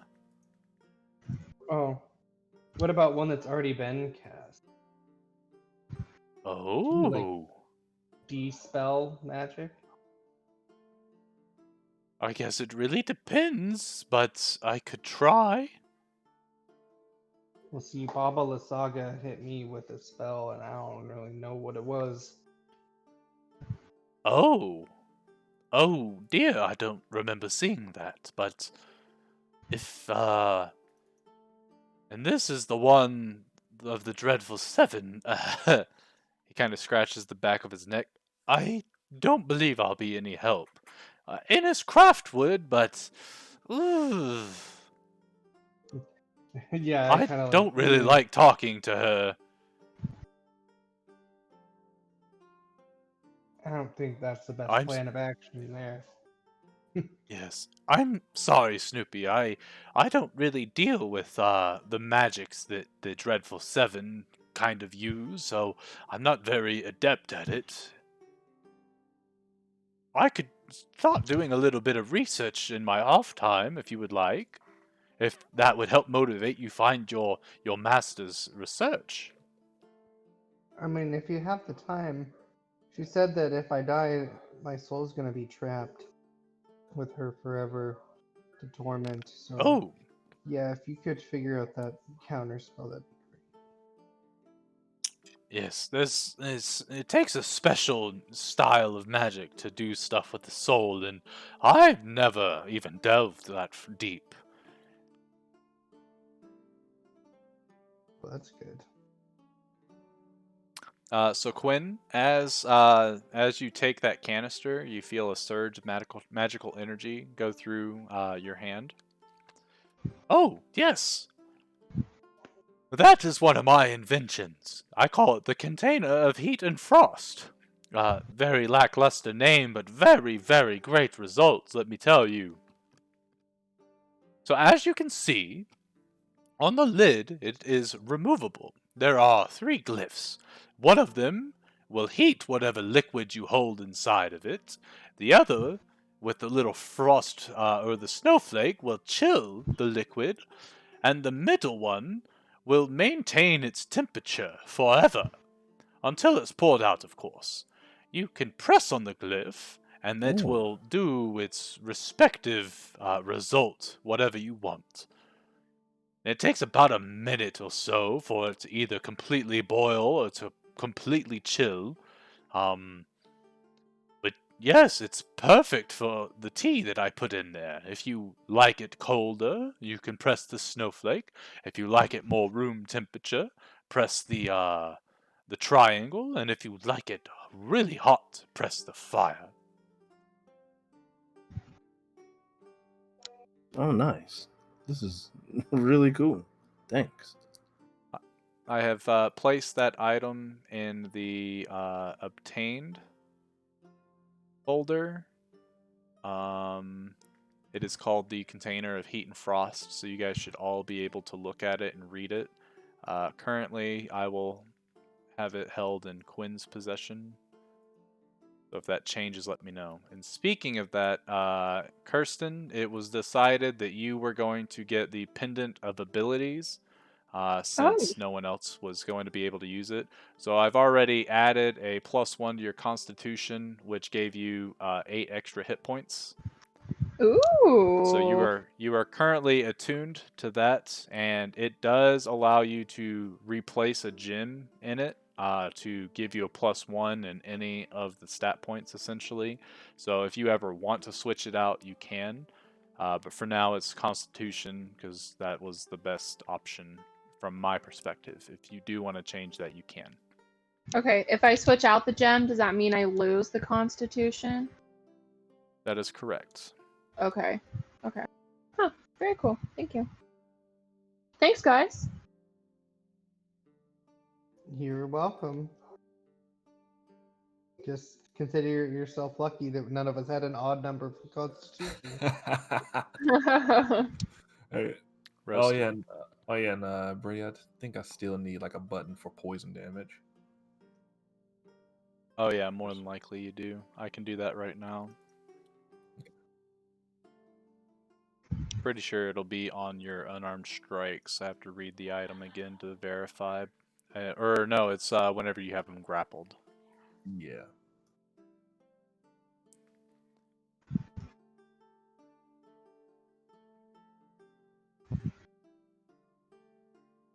The D4.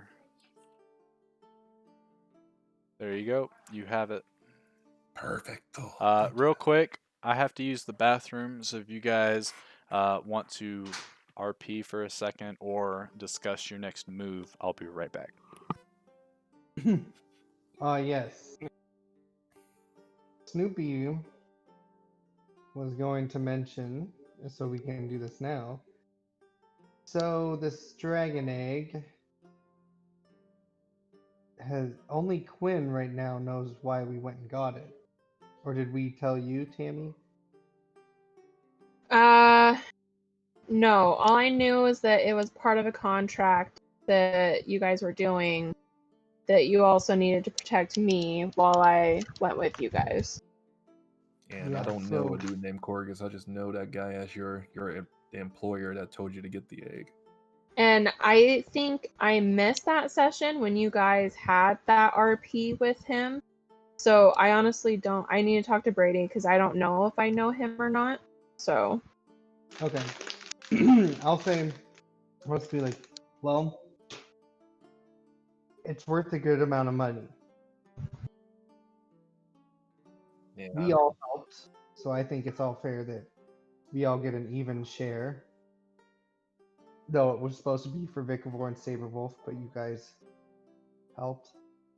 However, we do have one among us here that has done nothing to deserve the money from this egg. What do you guys think about that? And then he also, upon meeting us, threw all the money that he had in his possession into the well or into that water. So, I don't know. It's honestly on you guys. I'm just a tag along. I have an idea. Really good idea. We'll make him a pouch. He has whatchamacallit, Vicavor's money, or did he, or is that the money he got rid of? Yeah, he's got Vicavor's money. He only I'm got plotting- Vicavor's money after you guys had left Lasarth. I'm plotting PvP, Brady. Oh? I think it's only fair since Mung didn't actually help at all with this dragon egg. He just kind of showed up at the end debrief of it. Snoopy's saying that he doesn't know if Mung deserves a cut of this egg. That would be the ultimate test. That's fine. A test of battle. Test of, do you really deserve this money? You gotta whoop my ass to deserve this money. I mean, he's not even here for the session right now, and he's not even with the party right now for That's various exactly- reasons. That is, we're about to go collect right now, so he's gonna head where we're at now. Maybe we should just head to the docks now, and he'll be none the wiser that that's what we were doing. He doesn't even know we have like what we're doing with it. Yeah, in all honesty, I just want to get this egg out of our possessions because I'm heeding that warning of it hatching soon. We approve of this plan. What do you guys think about hatching it and having a pet dragon? No. See, Okay. as tempting as that is, as tempting as that is, Nah, it sounds like that egg would hatch, and next thing you know, we're at that baby's lunch. Yes. No way. What does a dragon even eat? Exactly. Anything and People! everything. What color dragon? That's definitely a I assume Green. y'all haven't left, right? No, we haven't. Yeah, I didn't think so. I kind of A thought we green had. dragon? Oh, So I want to did have you? that conversation that I had after we're done here. Oh, okay. Okay, no. Like, tell Then y'all are ex- good. Essentially, Er, Darwin, as you guys would have left, just to retcon just a little bit. Don't be strangers. If you need more tea, feel free to come by any time. I'm usually awake. I hold up a fist. All right. Toodaloo! And he, as you guys leave, you watch all the various things that he has summoned during this visit disappear. And Ellis wakes up and starts to bark. Snoopy and Quinn can hear, goodbye, friends. I can't wait to play with you. and I like I say same here, but like, oh. And the last thing that you see, Snoopy, as the door is closing, is you see a giant tuna get summoned in Ellis's eyes, and his mouth like just opens super wide, and he starts going to town on it. I knew you'd want a tuna. Good job, Ellis. And he starts to, or the door closes, and you can kind of hear his lips smacking as he's eating this tuna from the other side of the door. But otherwise, yes, you guys are outside, and now you've had this conversation, and you are, I'm assuming, walking and talking as you're heading towards Corgus. What a load of barnacles. I don't trust it one bit. Seems a little too willing to help.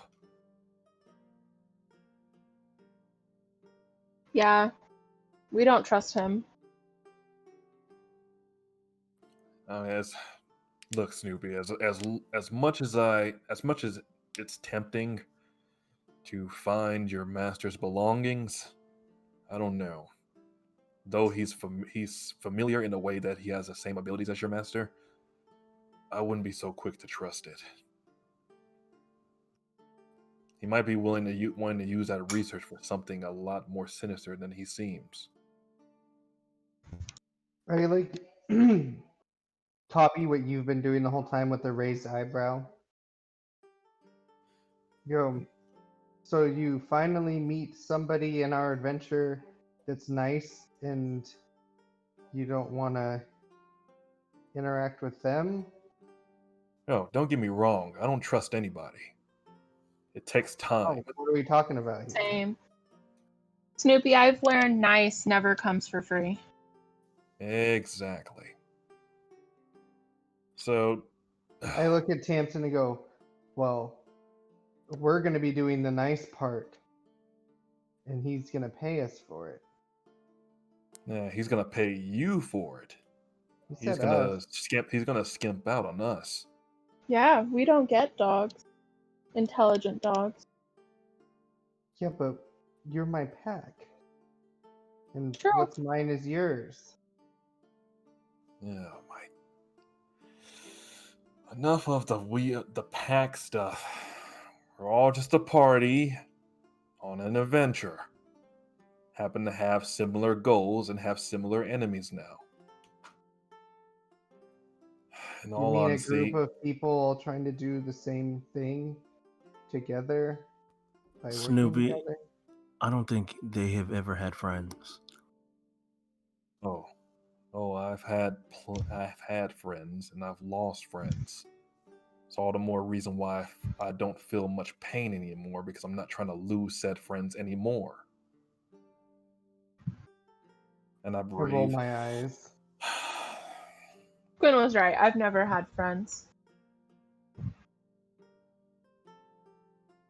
Cool. Look, Well, I have companions. I have people I can trust. I try to put my trust in their hands. Doesn't come quite easily these days. So sorry if I have a bit of an attitude because of the questionable decisions that were made just recently. excuse As me, he's doing, questionable decisions? Like what? as Angelica started to tell that story, I start singing the "Trust in Me" song from Jungle Book, dancing weird like a snake. Questionable decisions, as in getting 3 people killed in cold blood. One right after the other. I laugh with one. Like, ha. You think that if we, what would you have done then? I wouldn't have gotten involved at all. As a matter of How fact, I don't want to get involved with that you dragon, wouldn't have gotten period. involved, but a dragon flying down and landing 2 feet away from you? How do you not get involved there? As We soon, didn't have a chance to get involved. yeah, as soon as Savrov died, you got involved. So, and that goes twice for you, Tamsin. Don't I'm say involved. you Yeah. wouldn't get involved when a dragon lands next to you and tells you to do something. In my mind, we saved an entire town and all of us And by in my doing mind, I see those people heading to their demise as we speak, slowly but surely, as they've already been. Aren't we all? Slower than them, of course. But I wouldn't As you guys mind are keeping- talking, a guard approaches you. Excuse me, I need to see your party papers. Guys, I'm kidding. Papers? And all of a Got it. sudden, a helmet comes off, and Mong is a little bit taller, dressed in a guard's outfit, but he does his shape-shifting thing and changes back to his normal form, starts taking off the armor. That stuff's really heavy. I don't like it at all. Are we already leaving that guy's house? That master or whatever? Was he cool? No. Fuck. Yeah, you missed out. Yeah. Ah, Yeah. Well, He gave us loads of gold, and he gave me a few vials of blood. really? Well, I think that I deserve my cut. So, and he's like got his hands clasped damn it. together and rubbing them. Where are you guys headed now? I'll meet you there. It was really we're going easy to getting the- in here. We're going to the quarantine. The quarantine? Got it. I'll be there. Ethan's And joined he starts in to that walk session. off. Wait. No. And as Mong is walking away, he turns around and he's like, "What's up?" Mong, we're going over to Imperial College. We'll head that way. Oh, okay. Well, fine with me. And he I give- continues to walk off towards Darwin. Give him a 2-finger I shoot salute. Snoopy a Alright. dirty look. Like, do you want another person in this party to be killed? Holy. And I like start to say something snarky and no. I get close to Tamsin in their ear, like, well, in all honesty, he's actually waiting for a few of us to die, so it wouldn't be surprising, right? All right.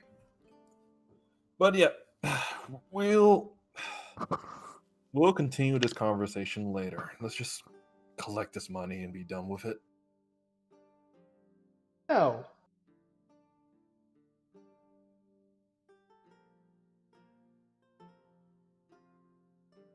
You said no, Snoopy? Yeah. And why is that? Because this is bullshit. What is? You accusing me of making a bad decision when I saved an entire town from being gassed or murdered on the road by lizard folk by sacrificing one person that was manipulating us to take him away from the dragon's plan. One person. Did you Seemed to be three. Three people. Their only uh, line of defense, and I'm assuming those two elves had nothing to do with whatever scheming that do you think that those dwarf elves did. mattered? I don't know if you picked up on it, but that dragon, he controls the lizard folk, and by that way, they control the town. Exactly. I So- just wish that we didn't put them in much more danger than they were going to be in now. Wish we were able to successfully get them back to City of Guilds. But it's You out of our mean control now. get the dragon's possessions to a giant city? That sounds like a way better idea and a lot less death. Well, as far as I see, I didn't trust Lasarf in the first place. She seems pretty manipulative. And in other words, anyone who uses intimidation to control others and whoever refuses and kills them, that is not a big no-no in my books. That's why I didn't want to get involved at the time you guys had this So, done. tell me what you would have done if you were on watch instead. If you come up with a better idea, I'll zip my little mouth. In all honesty, I would have just kept going altogether and left those people behind regardless. That way I wouldn't have known about this whole situation in the first place. So you would have just walked away from the dragon? That was... And just hope that it doesn't kill every single person in the whole city? On the road? Yeah, sounds about right. But then again, like I said, I would rather just not know about her involvement with that town in the first place.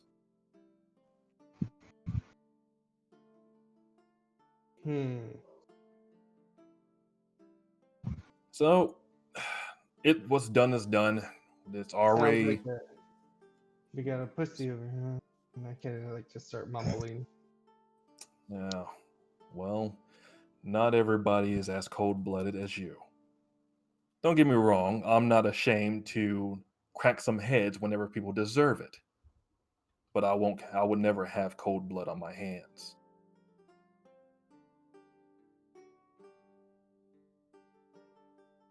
Did I kill them? Nope. Yeah, but you sent them to their deaths. There's that. They were dead. I don't know. You gotta see that. Maybe the dwarf, but not the two elves. They obviously had no clue what the hell was going on. They were just there to help protect the villagers. Now, if that dwarf was on some slimy shit, hold on. which I'm You more than assume sure. you're telling me that you assume the worst in every person except for these two people. Now you assume the best in them. No. You don't trust this one guy that's obviously showing us that he's going to be helpful. You don't trust him, but you automatically, implicitly assume that these two elves working in the city that is controlled by a dragon, that they're good. I'm not saying I roll anyone's my eyes and good just or keep walking,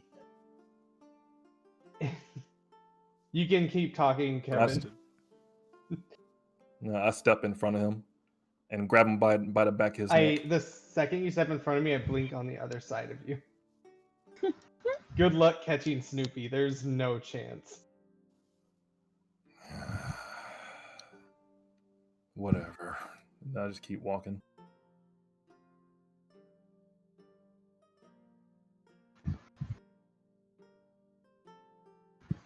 Well, So at the end of that awkward. conversation, you guys are probably almost through the middle part of the Artisans District.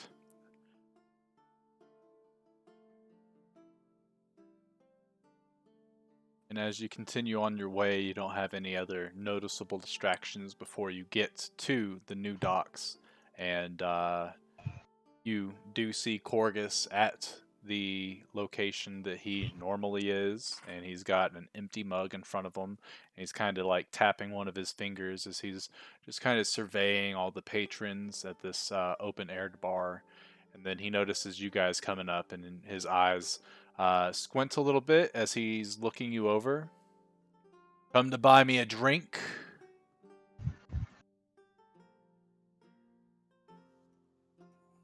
I look at Snoopy. And this one's on you. Snoopy, Out like, of walks character, over- Brady, do I know him? Because I think I was not part of the party yet for this session when they You got their weren't? instructions from him. Correct. You were not, and you do not know Corgus. He's not Okay. a very prominent figure in the city. So yeah, you don't know who he is. Okay, cool. Sorry. Go ahead, Joe. I say, Corgus, I think you're gonna be buying us a drink. And I say, Tamsin, whip it out. I go to pull out the egg. And as you approach and pull out the egg, his eyes get really wide, and he puts his hands onto your bag and sort of shoves it back in. He's like, "Not here." Cool. And he Also- stands straight Fuck up, and he yeah. goes, Ooh. "Barkeep." And he throws down a little sack of gold. He's like, "That's to cover my tab and everyone else here at the bar." And everyone looks at him. They're like, "Yeah, Corgus." Barkeep nods his way, and he goes, "Let's go speak a little more privately, huh?" Lead the way.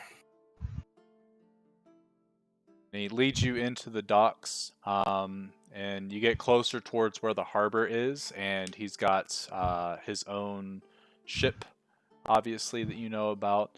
And there's a on the dock that he's currently docked at. There's a what looks to be like a small shack, and he pulls out a set of keys, unlocks it, opens it up, and leads you guys inside. He grabs a couple of candles, lights them, and as you guys come in, he goes and he closes all of the curtains and the blinds and stuff like that to make sure that there's absolutely no way anyone could be like spying on you guys physically. All right. You actually got it? Is that actually a dragon's egg? Let me see it. Let me see it. Hold on before you get to him. I will have you know we went through great length to get this, like beyond imaginable. I'm sure you did. Which, actually, come to think of it, there's some new faces on your team that you recruited. The other two's not up to snuff.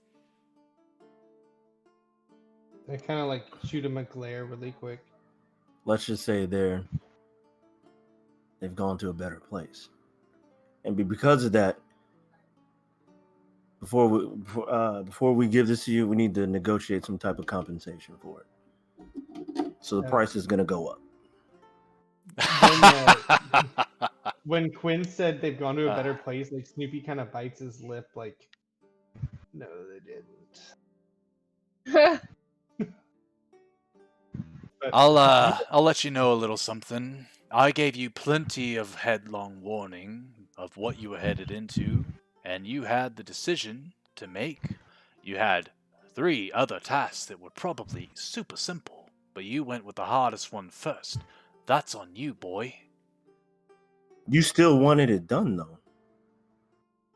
Eventually, but you're not the only ones that I contract. Eventually it would have get done, and I'm almost certain that it would have been no issues with what the said compensation was for a dragon egg.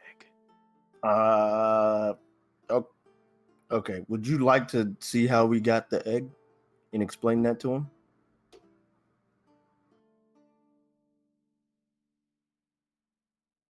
Are you asking him that?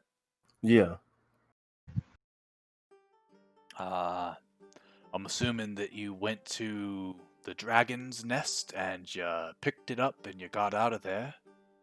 Or perhaps you had two people, the two that you don't see anymore, or that I'm not seeing anymore, go in and act like they were stealing, and then act as bait, and they inevitably got caught and killed, while you guys made it out scot-free. Give a slight chuckle. Yeah. All right. Yeah. We're. Can I see that egg, Tamsin, please? I will pass it off to Quinn. Okay. I'm gonna put my ear Quinn to holds it. the egg. Can I hear anything? You can hear a little bit of sloshing fluid inside. Oh, okay. So I guess our talks are done here. So I grab the egg and kind of walk out. Very well, then.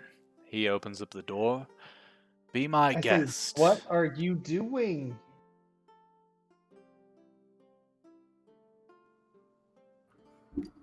So hold on before. Well, no, I'm not gonna do that.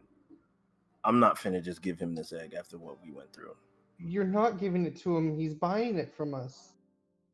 And from the sounds of it, he gave you guys a fair warning before you lost your two. No. So much money. I'll mage hand Yeah, the egg 6,000 back to me. gold's not really hard. Unfortunately, Mage Hand doesn't work on the dragon egg. It is too heavy. Oh yeah, because it's too heavy. Just kidding. And then Snoopy, do your thing. My blink? Yeah. Snoopy. I can't carry the egg. I'm a dog. I don't know. Get his ankle or something then. No, I'm not tripping him. He has the egg in his hand. With Corgus open the door, he holds his hand out. He's like, I'll give you one more fair warning, and this one comes free. Don't let the gods see that. Unless you want to see time behind bars. Otherwise, good luck finding someone to buy it from you. Pleasure Quinn. doing business. Other contracts have been sold. Sorry. Give him the egg. We'll complete the contract. No. No need. Oh, he don't want it no more. So he's saying I he does not understand want you've it. gone through some turmoil. I'll find my way of getting that egg from another vendor. Oh, you could have just did that in the first place. But anyway, all right, cool. I wrap up the egg. No, Quinn.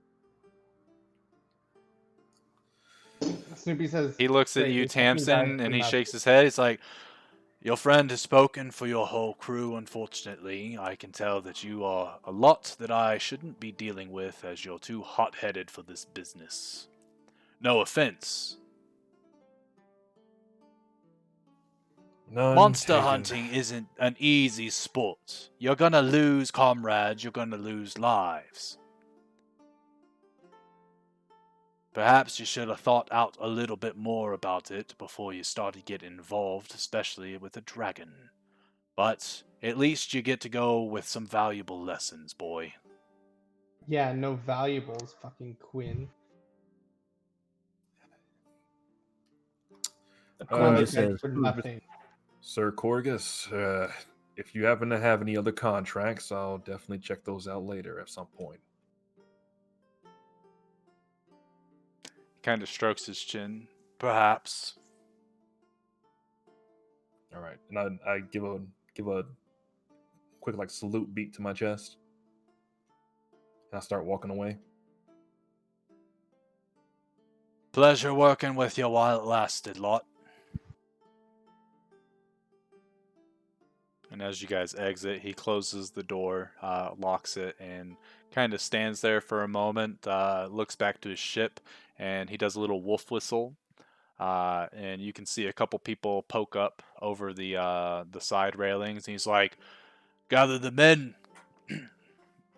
And he starts walking and getting onto the ship.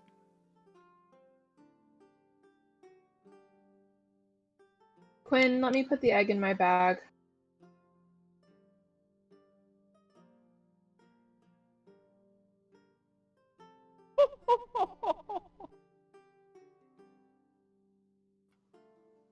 Hmm. You all made a very bad mistake there. Especially you, Quinn. Might I ask, are you even in any sort of state of mind to do some work for me? Or should I give you a break? Do you want As to buy a Joker, drink?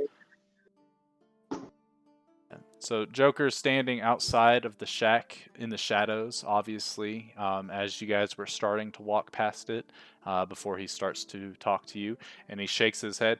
Oh, no, no, no. I would not even dare try to pawn that off.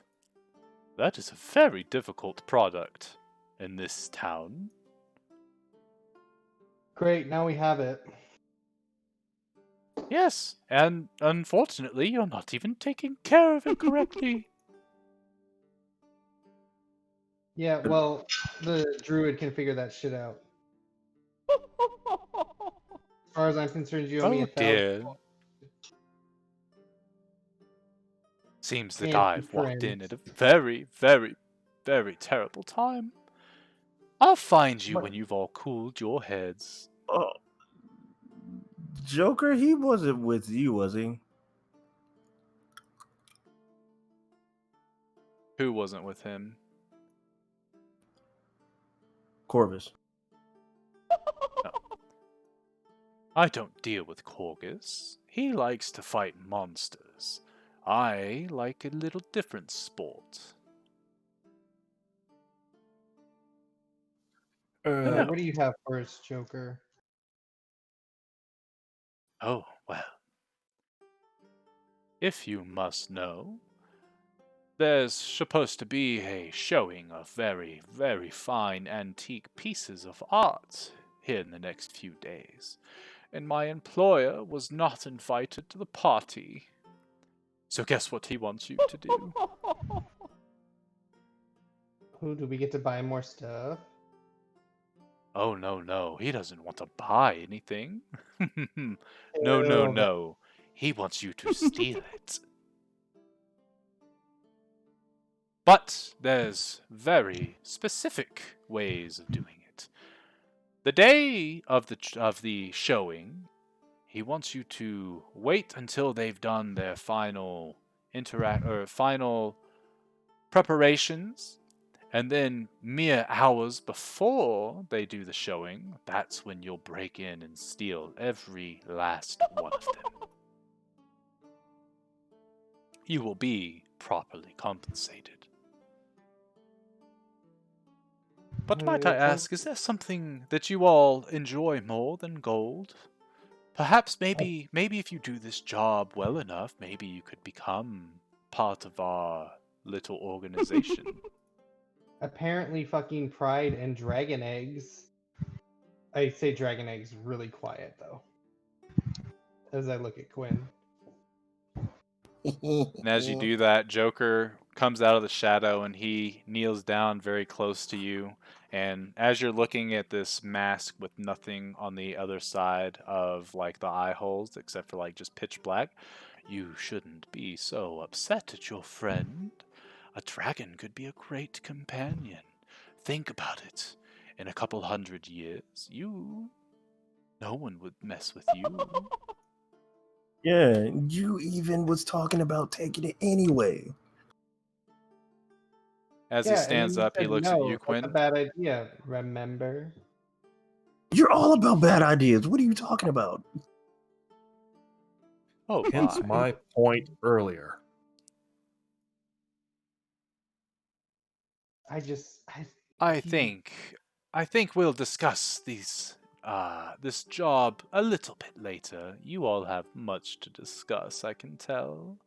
have fun with it, and I wouldn't hold anything back if I were you. The way I've worked with other groups is you have to lay everything out on the table so that you understand where everyone's coming from. He steps I in the go, shadow. I'll be in touch. And you watch as his form sort of starts to melt into the shadow, and then he disappears. All right. Who was that? Oh yeah, that's y'all first time, isn't it? Yeah, who was that? He was rather unnerving. Well, we call him Smiles. I think that's what we end up calling him out of character. Smiles. Interesting. Or Mr. Sir. One of them was it. Mr. Sir. That's even funnier.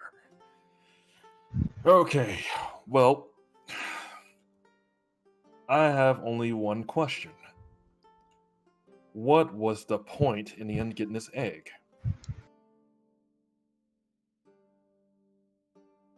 Point was 6,000 gold. Now you get to ask Quinn. And I looked to Quinn. Well, Well, now we have to find some sort of buyer. unless you know how to take care of a dragon, in which I wouldn't be surprised if you don't, because you only deal with regular creatures. I've seen How to Train Your Dragon, so I think I'm good. Get the hell out of here. Goddamn.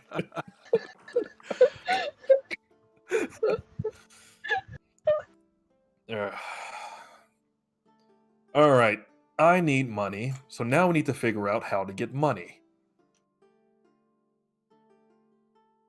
Looks like you guys blew it with that employer. I mean, he did seem to be interested in possibly giving me work later, but I can't even make sure that will even happen. So now I'm trying to figure out what's next. How do we make money now? It's I'm all gonna go about talk to money with you Ennis. guys. Exactly. That's where we'll start. We're coming with you. Quinn, put the egg in my bag, please. No. I don't need you walking around with it out in the open. You Where either we could give all her get the egg arrested. or I'll take it from you. No. I put it in my bag. Okay. Just as long as it's in Alright, a keep it bag. covered. Yo, All right. You threatening me? No. You I threatening just me, said Angelica? as long as it's in a No, bag. not you. Angelica, you threatening me? Oh. Are you taking it as a threat? You see is Snoopy. Well, I don't know if you actually would notice it with your wisdom scores, but you notice as Snoopy's mage hand slowly reaches for his rapier. Not grabbing it, but like ready. Hmm. So what? Gwen So what was- notices it. Well, seemingly, I've deserved to be a bit angry because we just lost out on some money. Because you are getting in your feelings about. I understand that you lost two of your companions, but come on, what's the point of it all then if you're just going to keep the egg and keep the money away? Start to get your buzz as you take a swig.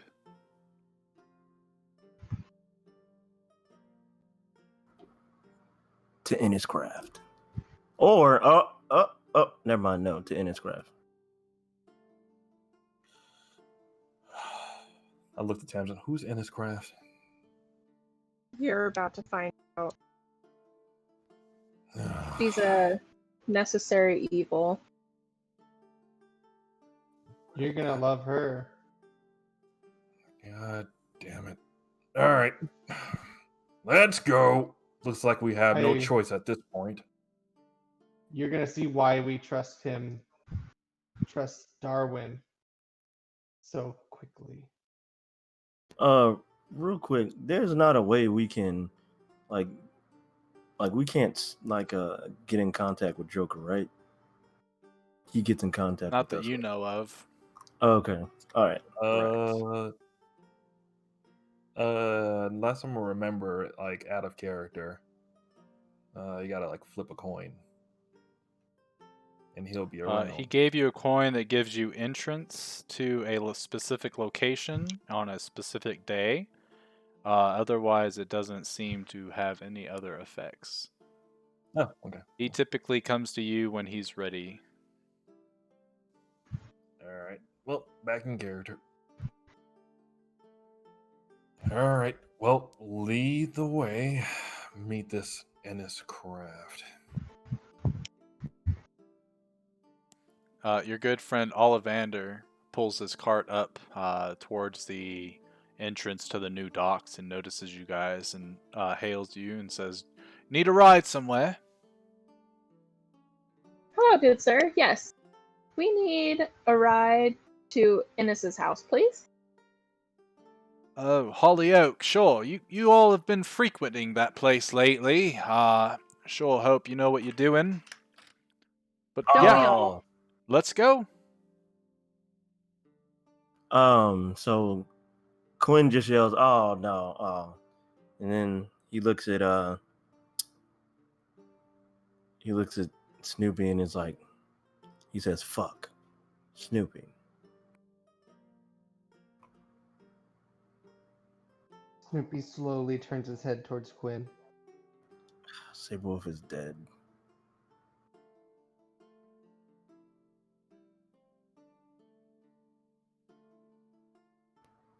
You Yep. still The fuck? that little girl is still there too. Yep. God damn it. You know, I threw 1,000 gold over a waterfall to get this egg so that we could have 6,000 gold, right? What? But what is gold when you have this? Think about it. This is what you wanted, right? All along. Nope. I'm like chuckling to myself inside the cart. I want my friends and I want my money.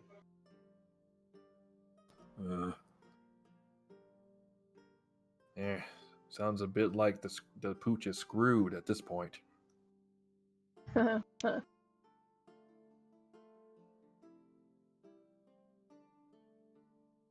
Well, are we going to Hollyoak, or are we just gonna sit here and twiddle our fingers? I'm already in the cart. Quinn, if you have any ideas on what you're gonna do with that egg, you better do it. I clutched a bag. I'll find something. It only takes like 10 minutes for you guys to go from the docks to Hollyoak. And when you get there, Ollivander, you want me to wait for you? Or are you going to be a while? I mean, I would assume it wouldn't take us too long. I would assume that we'll need to hit up a inn of some kind to be able to rest our feet. But honestly, it's up to these And two. he pulls out a newspaper and flaps it open. I'll be right here. And gets comfortable and starts to read. Thank you. And I step out. All right. So what are we doing here?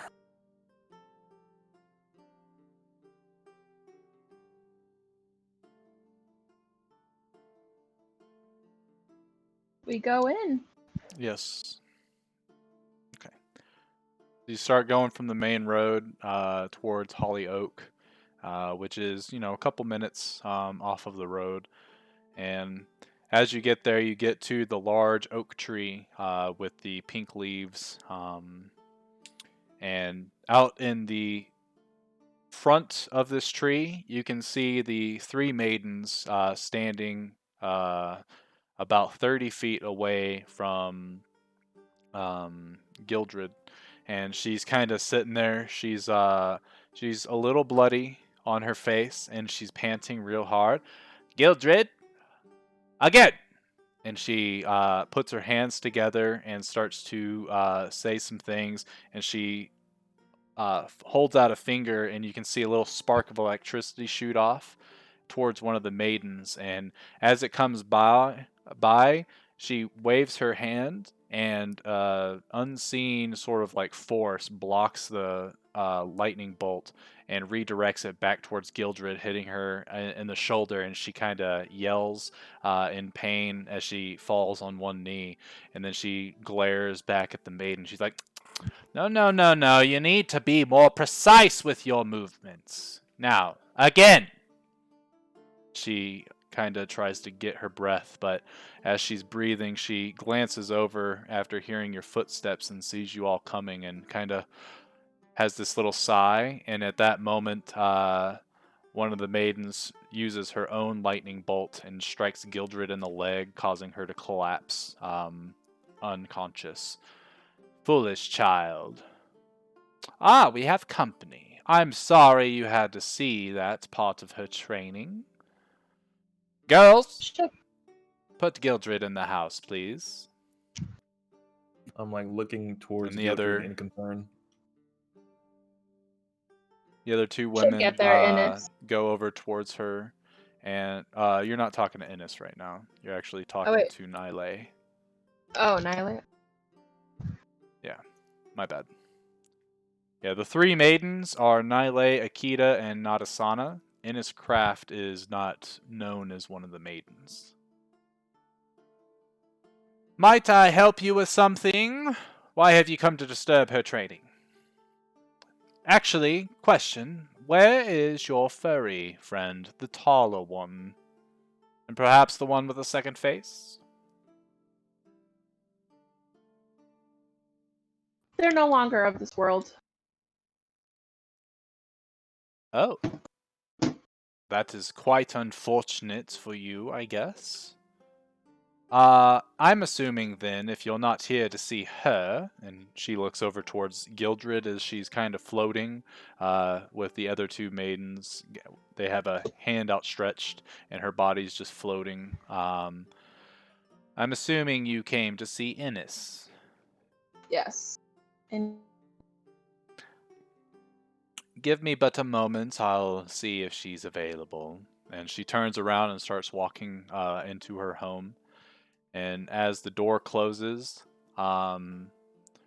everything's silent for a couple seconds, and all of a sudden you can just hear a bunch of stuff being thrown inside and a bunch of cursing and "Can't they leave me alone?" Like, incomprehensible what's being said, but the door opens and you see this shorter old woman walk out who is Innes Craft. "Yes, what do you want?" "Wait a second. Why are there different faces here? Who are you?" And she points to Angelica. "I've never seen you before, but I've seen your kind. Who gave you permission to leave your home?" "Wait a home. second, don't answer that. You're different. You're not of the Abyss, are you?" No. I'm of a farm not too far off. "Aha! So you're not pure." I mean, if you consider it, then yeah, I guess. "Would you like to be?" And she has this very toothy grin as she looks at you with her offer. Yeah, I'm good. I'm just tagging along with these folks here. Very well. Well, if you ever want to be as powerful as your kin, you can come to me, and I think we could work something out. Tamsin, did you procure what I set you out to do? yes, Innes, I did.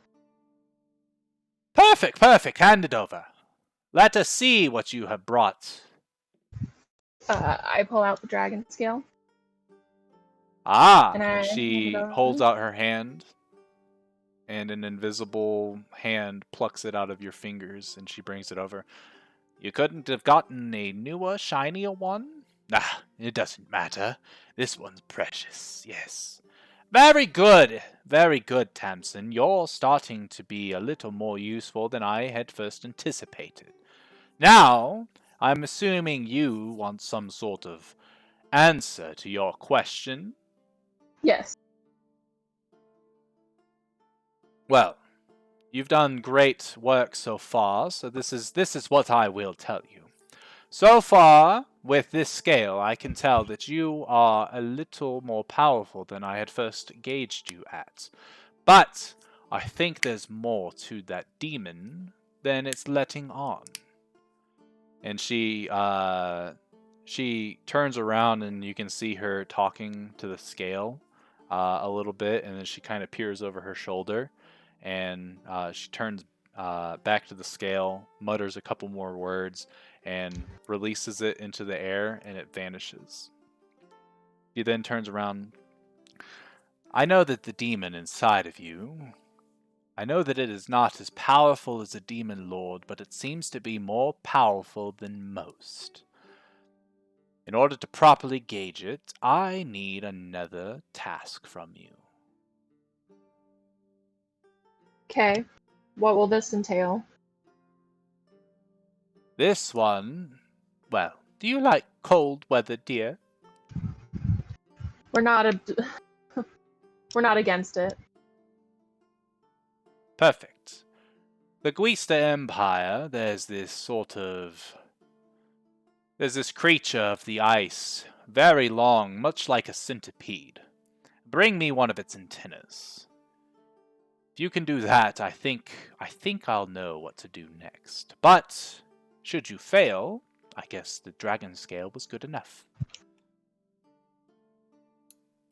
Is there anything else you can tell me about him? And she shakes her head furiously. No, no, no, no, no. I have no idea. Not yet. Not until I can tell what tier of demon he is. And so far, he has been hiding himself from me. I've been trying, but I have failed. He's been speaking to me I more will tell you frequently. this, though. Oh, has he now? And she gets up close to you, and she looks you deep in the eyes.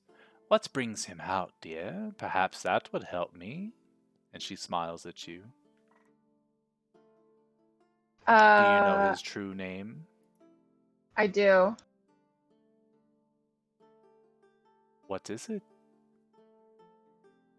Astaroth. And it is pronounced Astaroth. Mhm. Okay. So she grins, and well then, let us find a little more information.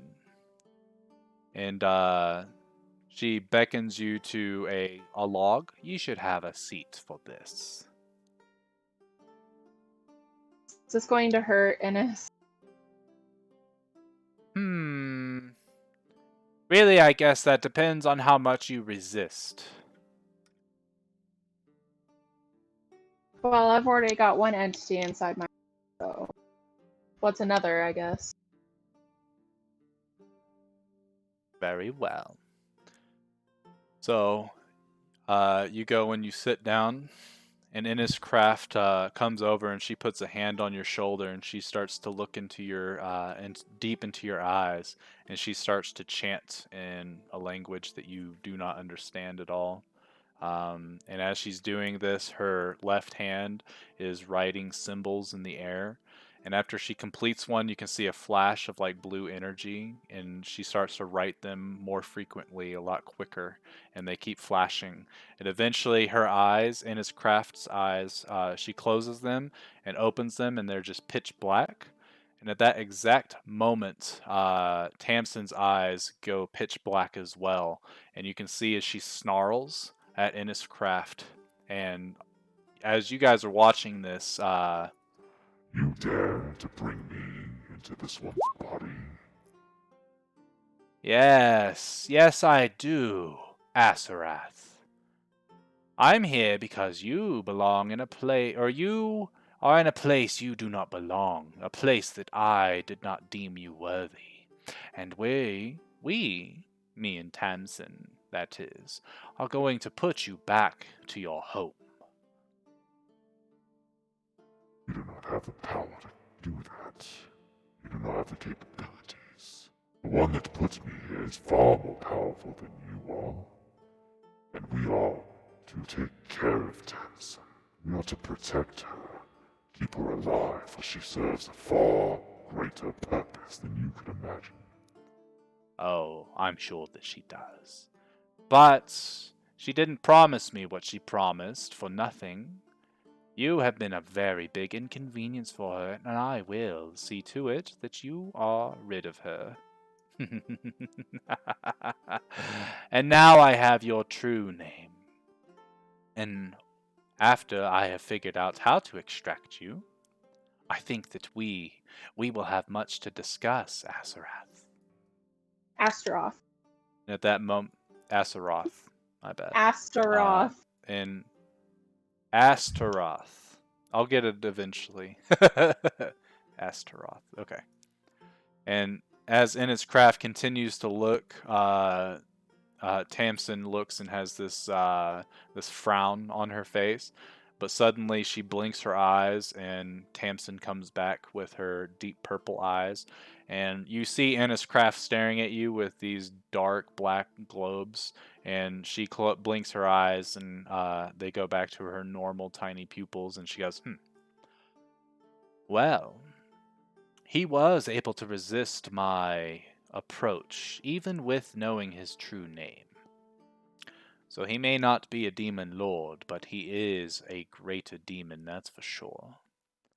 Yes, yes, go find the centipede of the ice and snow. Get its antenna, and we should know. Okay. Bars.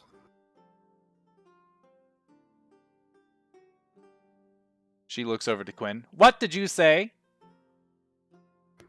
Bars. That rhymed. I guess you didn't catch that, but I'm sorry. Cams is just like giving him this Hold look on a like second.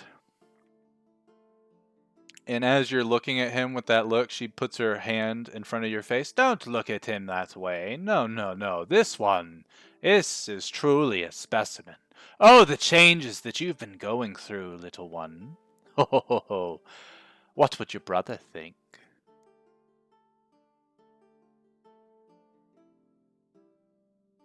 Would it make you feel any better if I told you that I have seen your brother? Not in the flesh, of course. No, no, no. Magic effects and such. Or maybe I should say that he has seen me. Hold on, what? Yes, your brother somehow was able to scry on me. Something that not many folks can do in my place of business. He is either accompanied by some very powerful mage, or perhaps maybe he is in possession of some great magic, or maybe that great magic has possession of him, and it's manifesting. He's growing stronger. And from what I know about it, from what I know, Quinn, it might be too late. But there is time to act. I think that we could benefit each other, you and I.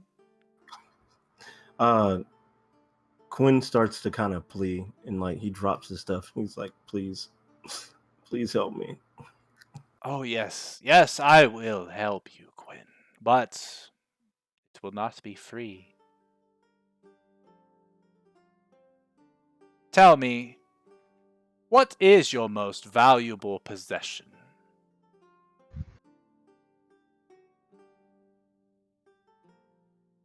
well, we might have something a little more towards your interest in us, more than just the dragon scale. Oh? And you watch as she kind of slowly turns her head to look at you, and then she snaps it back to Quinn. What is she talking about, Quinn? Do you have something that I might like? Something that may help save your brother? And Did you know something that that you will pay us generously for. I believe that my assistance in this matter is payment enough? You should know better than that, Tamsin. I do not dabble in this world's currency. Now, Quinn, before you write me off as a crook, how would it feel to know that one of my sisters is hunting your brother? Well, that's probably...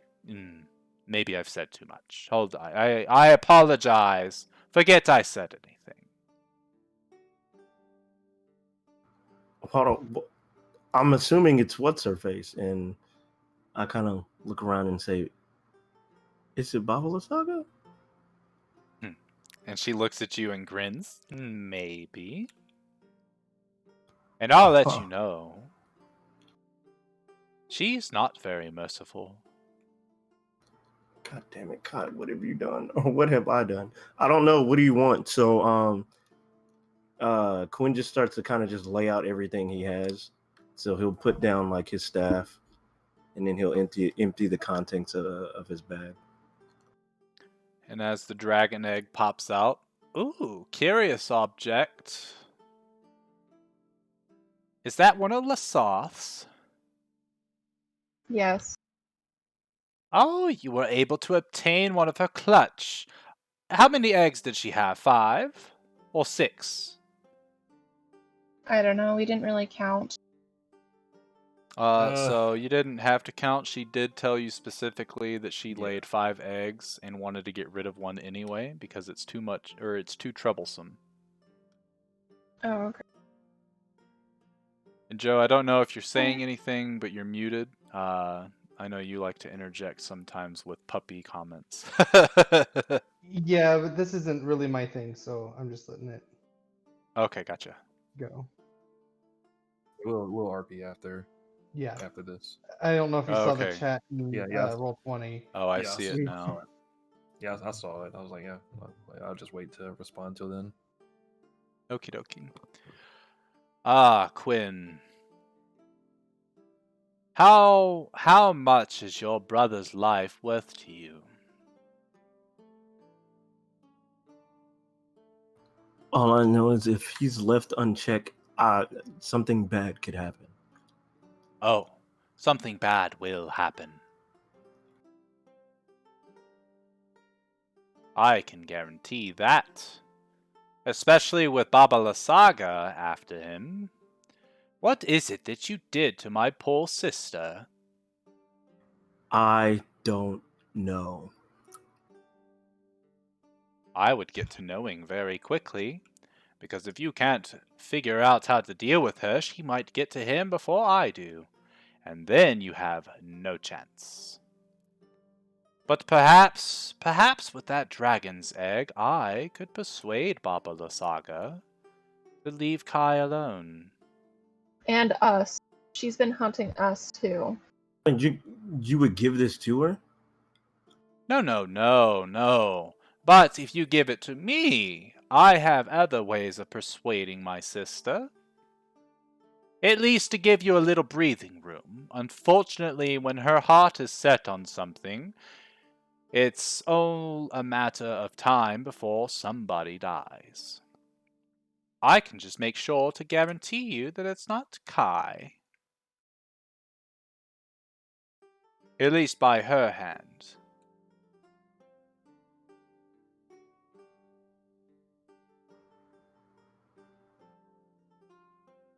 So I turn towards the rest of the group and just be like, I really need to do this.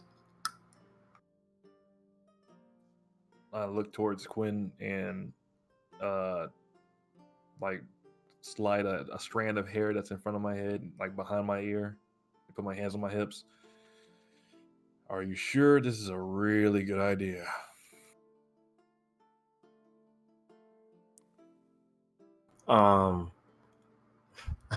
I have no other options at this point.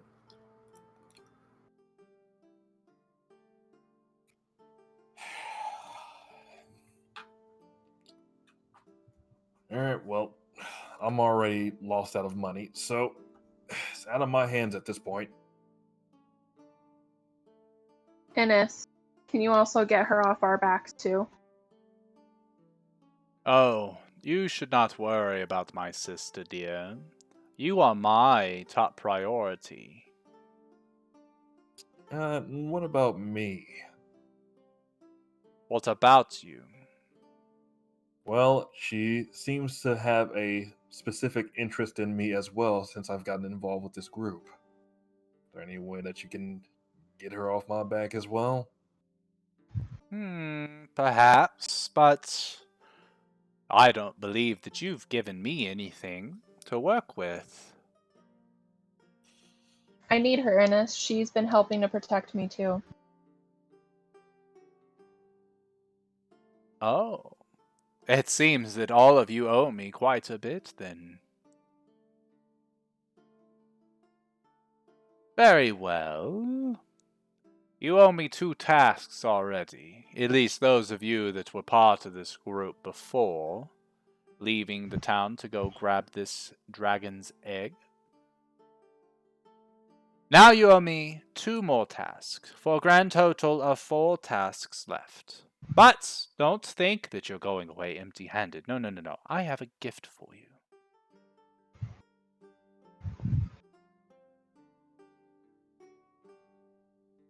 And what is this gift? She reaches into her pocket and she pulls out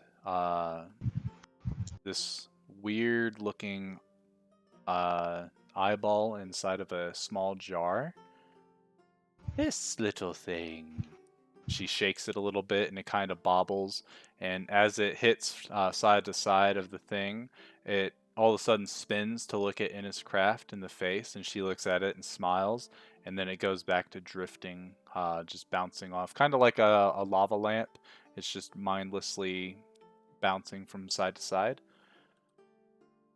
Yes, I would not take from you something as great as a dragon's egg without giving you something as valuable in return, and something that could very well help you.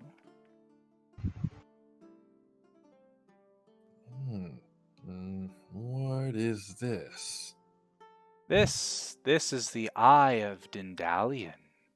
He was a very mighty warlock in his time before he betrayed me and lost everything. But his eye was enchanted, and if you spend enough time with it, you can learn its powers. And from what I've been told, it will make it to where you can turn invisible at will. I'll give Uh, you this for the egg.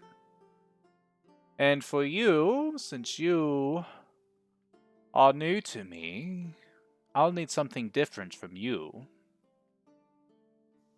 Perhaps a vial of your blood so I can figure out how unpure you are. And maybe then once you see that your race can be so much greater when it is not muddled, maybe then it will be a little bit easier to infuse you into your true form. If you wish, of course. does sound interesting.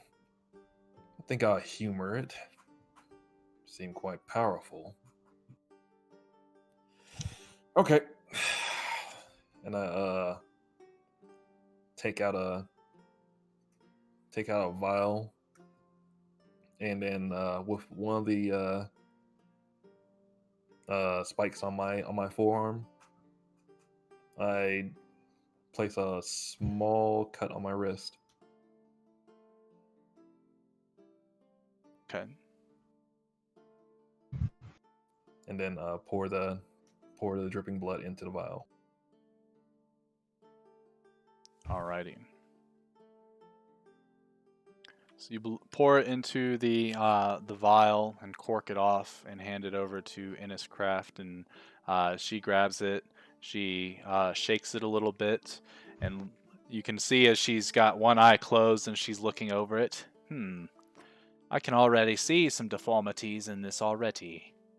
What were your parents? From what my adoptive father told me, I was born from a fiend and a giant, and abandoned. Interesting combination, I must say. But it definitely explains the impurities that I see. I will be researching this, and, well, perhaps maybe you can give me a gift and I'll tell you what I know. Here, Quinn. And she walks over to you and hands you the little vial. Remember, this is as valuable, if not more valuable, than this egg. Do treat it with care. She hands out the little glass jar with the eyeball in it.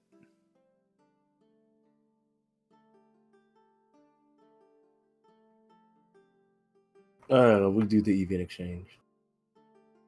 You grab it, and you can feel a surge of magical energy flow through your hand. And then you pick up the egg and hand it to her. And despite her size, she doesn't, like, as you drop the egg in her hands don't move an inch. And she looks at it with a smile. Oh, yes, yes, yes. This should be perfect. I will do as you have asked. I will get La Saga to leave you alone as best as I can. But, and she holds up a finger when she says that, I cannot guarantee she will try to find some way to get past my riddles. Be prepared for that, although I don't believe she will be meddling with you personally. Probably outside forces, if I had to guess my sister's tactics.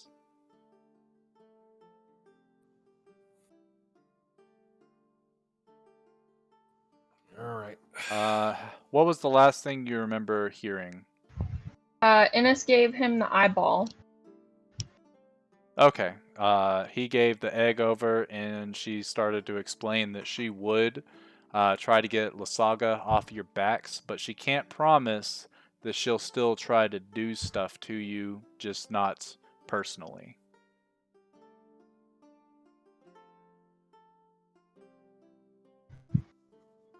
All right. Well, so question. So, what kind of gift are we talking about?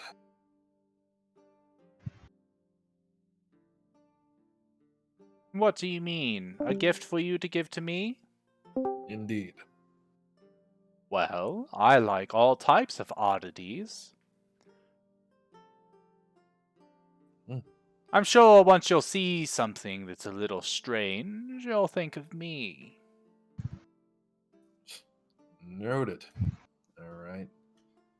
Oh, that reminds me. I think I know of your next task for your group. And what is that? There's a gentleman that I would like dealt with. Hmm. And what has this You know what? gentleman done? Forget I said anything. Never mind. No, yes, here it is. This gentleman, he recently got into possession a lot of very ancient artifacts. Things that I don't believe should be in his possession. I would like you to take those artifacts from him. And unfortunately, I do not know where he keeps them, nor do I know where he stays exactly, but I do know who it is you're looking for. And you watch as she starts to cast a spell, and as she finishes her spell, her form starts to meld and take shape of something else. And as she's finished casting her spell, you see the turtle that was at the auction when you guys had done that. Yes, this is him. I believe his name is Lid. And he's recently come into the city, and he's starting to get on my nerves. For some reason, he's collecting these ancient artifacts from all over the world, but he's decided to make his base of operations here. And his magic is interfering with mine, and I don't very much appreciate it. Being that he is a turtle and he is new, perhaps maybe your acquaintances that you've made at that auction would have better information for you. But nonetheless, and you watch as her form melds back to that of the old, frail-looking woman. Steal his artifacts as much or as little as you can. I think anything would be a great hindrance to him, and bring them back to me. And that will be one of your tasks. Very simple, especially with your good pal Snoopy over there. And as she looks at you, Snoopy, she kind of scrunches her face a little bit and does like a one-finger wave at you, and she's like, "Coochie coo." Oh, I'm trying to decide how Snoopy reacts to this.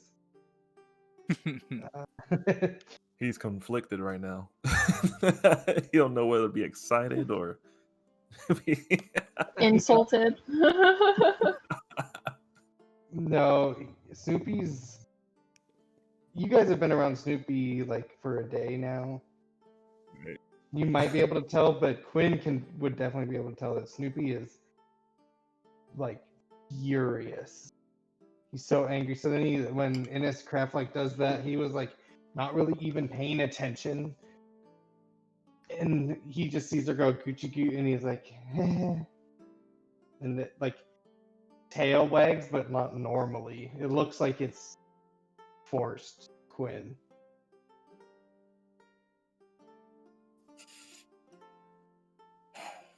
All right.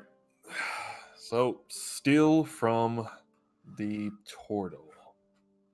Got it. Let me go ahead and write that down. I pull out my notebook and pen. And where would we find this turtle? She kind of blinks at you. Didn't I just tell you?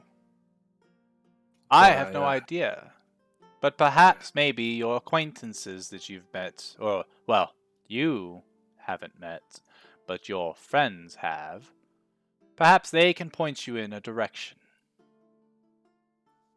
Okay, acquaintances of party members. I write that down. All right, got it.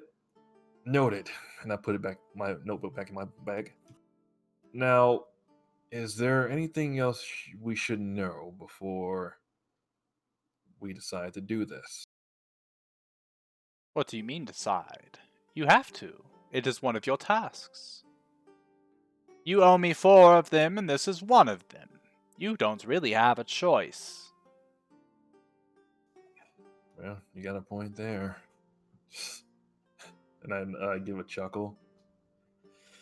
All right, well, I must say, I am quite curious on what you find out about me. Oh, So, I am too. Cannot wait. She looks to Tamsin, and you as well. We have learned a lot today. You may not understand it just yet, but I'm starting to get a greater understanding of what it is that is inside of you. Give me more time. I understand your frustration, but trust me on this one. These things you don't want to do incorrectly. Unless, perhaps, maybe, you wish to be the one sealed inside. Because I could make that happen easy.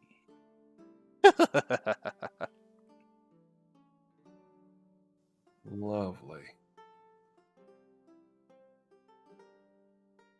Well, I don't have any other questions, but if you guys have any, I guess I'll leave you to it. I start backing up a little bit. And Quinn, stop being so pathetic. Your brother is more powerful than you could understand. In fact, I think that he is taking care of himself a little better than you are in your current state, as she's looking you up and down. But perhaps that eye will help you see a little more clearly, as she smiles, a very toothy grin. Well, if that is all, I have some research to do.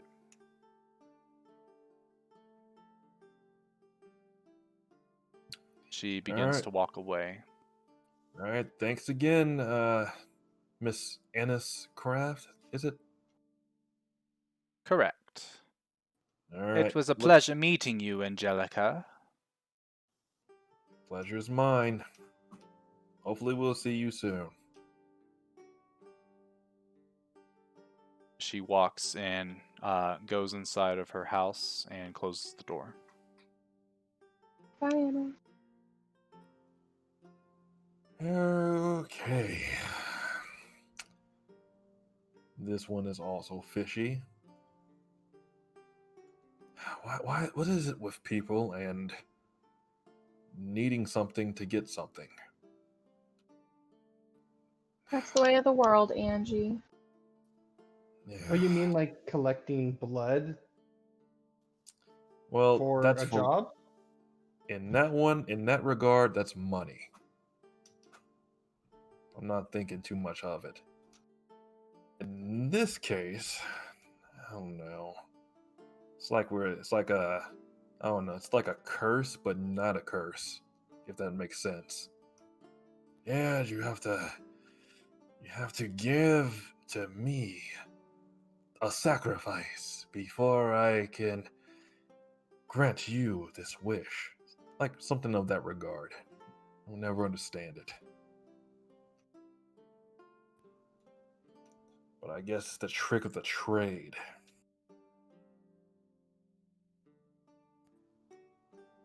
Anyways, I'll look towards Quinn. Looks like we are in a deeper puddle now. But I guess I don't know, man.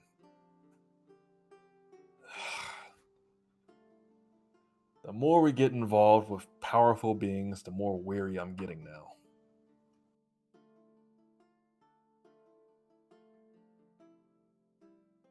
Hey man, you ain't seen nothing yet.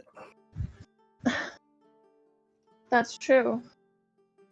And I'm Didn't you sure- guys go to an auction like that smiley guy said?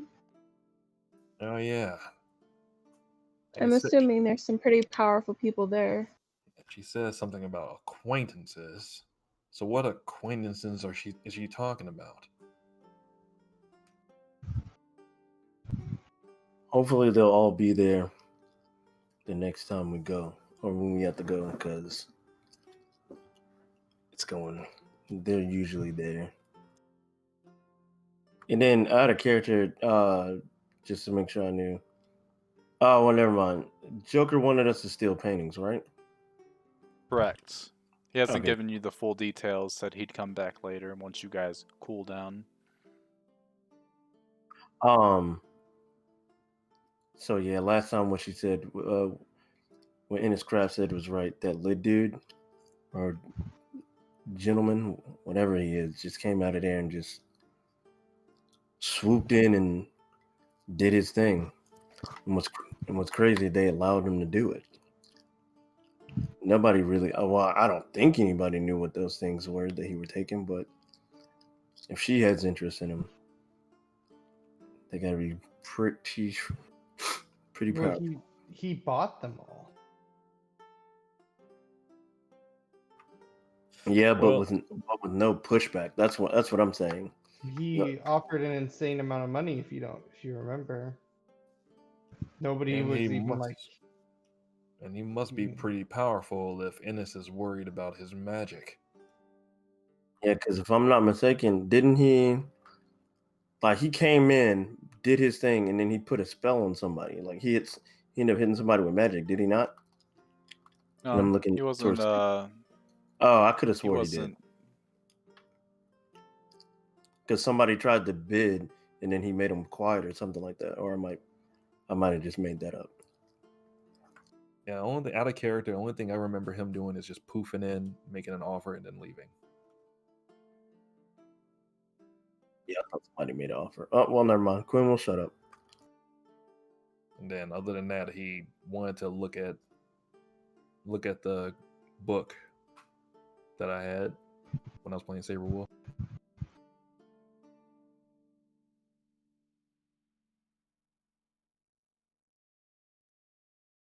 Oh yeah, back in character.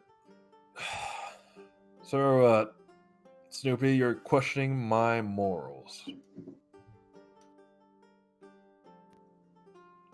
Yeah. Well, I see it this way. Every new person we meet, they stay on the same level. Actions really go far with me. So, I don't know. I just find it weird how a guy wants to make an entire army of dogs for whatever reason.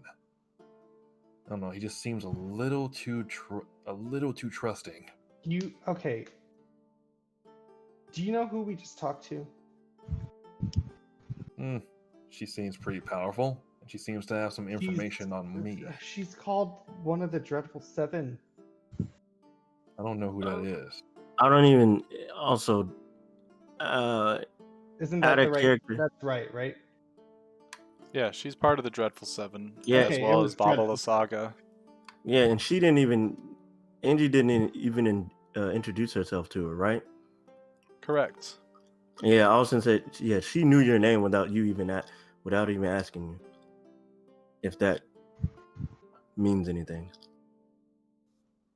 She's one of the Dreadful Seven. She's one of the most evil beings that walks this plane. You were mad at somebody spying on me and seeing you on like as a byproduct. You just gave her your blood. Do you know what somebody with that power can do with your blood? You have no privacy now. She probably has control over you if she wants it. Yeah, you got a point. You're not telling me like I'm this terrible person while you're siding with a person that's now we know has a demon inside her and is making deals with one of the most evil beings on this let us plane of existence. let's clean this up. Deals and attempts to get the demon out. I'm not siding with anybody. You're worried about this guy making more of me? I don't know, man. I'm trying to figure out what the hell still. There's a lot hitting me at once at this point, especially since a woman or a hag of some kind knows more about me than I do me. Of course, I'm gonna be curious about that. I'm just saying, don't be too quick to judge on decisions when you don't know what's going on.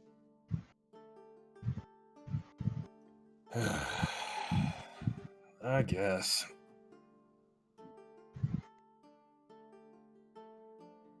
And you're very quick to trust untrustworthy people, but slow to trust people that probably deserve it. Oh, well. Only reason why I'm as aligned with Tamsin as I am at this moment is because she's actually pretty nice to me in the beginning when I first met her. Now, judging that you pretty much snapped on me every chance you've gotten and growled at me and all kinds of jargon, that's exactly why I'm feeling the way I am.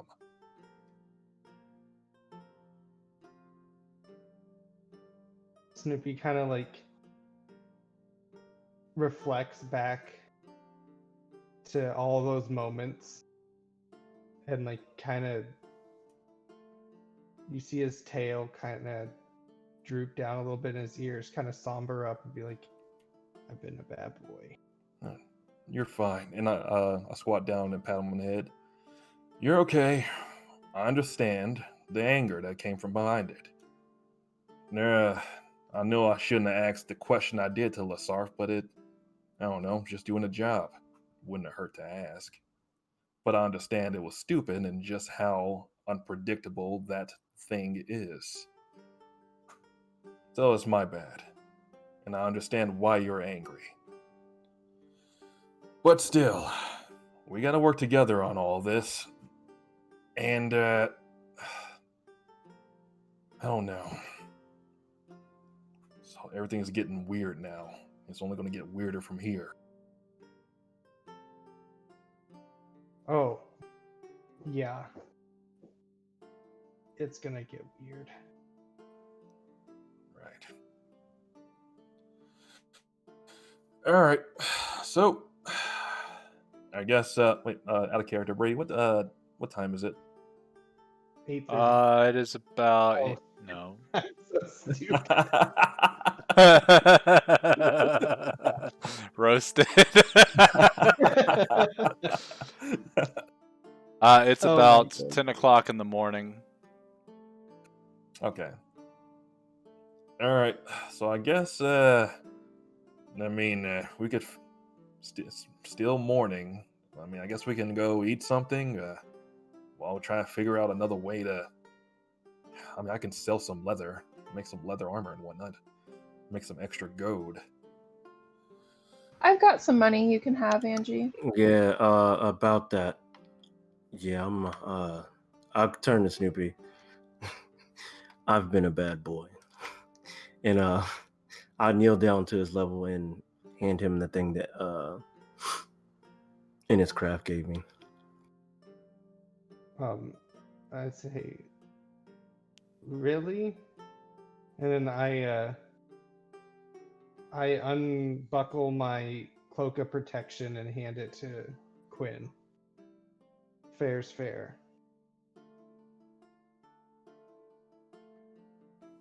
Yeah. All right. Well, If you want it. If you don't want it, please say something. I mean, if you don't want it, I'd surely take it. I like trinkets. Yeah, I'm gonna take it. We'll do a swap. Good Okay. man. Both items do require to be attuned, so it'll take an hour of studying the item to attune to it. How many things can you attune to at once? Is it 3? Yep. So that's why I gave him the cloak of protection. Weapons counting that or no? Yep. Any item that requires attunement counts against one of those 3 slots. Okay, I'm good then. You currently, I think, only have the Staff of the Four Seasons currently attuned to you. Yeah, and then I have that And other. yeah, Go you ahead. got the Cloak of the Manta Ray on you, but it doesn't require attunement. Oh, okay. I thought it did. Okay, cool. Well, just 2. So there's one big question I'm really curious about. I wonder if they have some fighting clubs, like a small fight club of some kind. I wouldn't like to go back to that, but it was some quick money. Angie, I've got you until we can make some money. Oh, really? Are you sure Yeah. about that? Yep, I'm sure. Do we have anything we can You have to sell? protect me after all. Oh, we have Good this. point. We have this rod of the Pack Keeper that we could probably pawn off. Oh, magical object from. Yeah, I do the cross symbol across my chest. Oh, God forbid. From your buddy that You don't died have to recently. do that for him, but it is. Yeah, he died the same way he came in, so I'm pretty sure.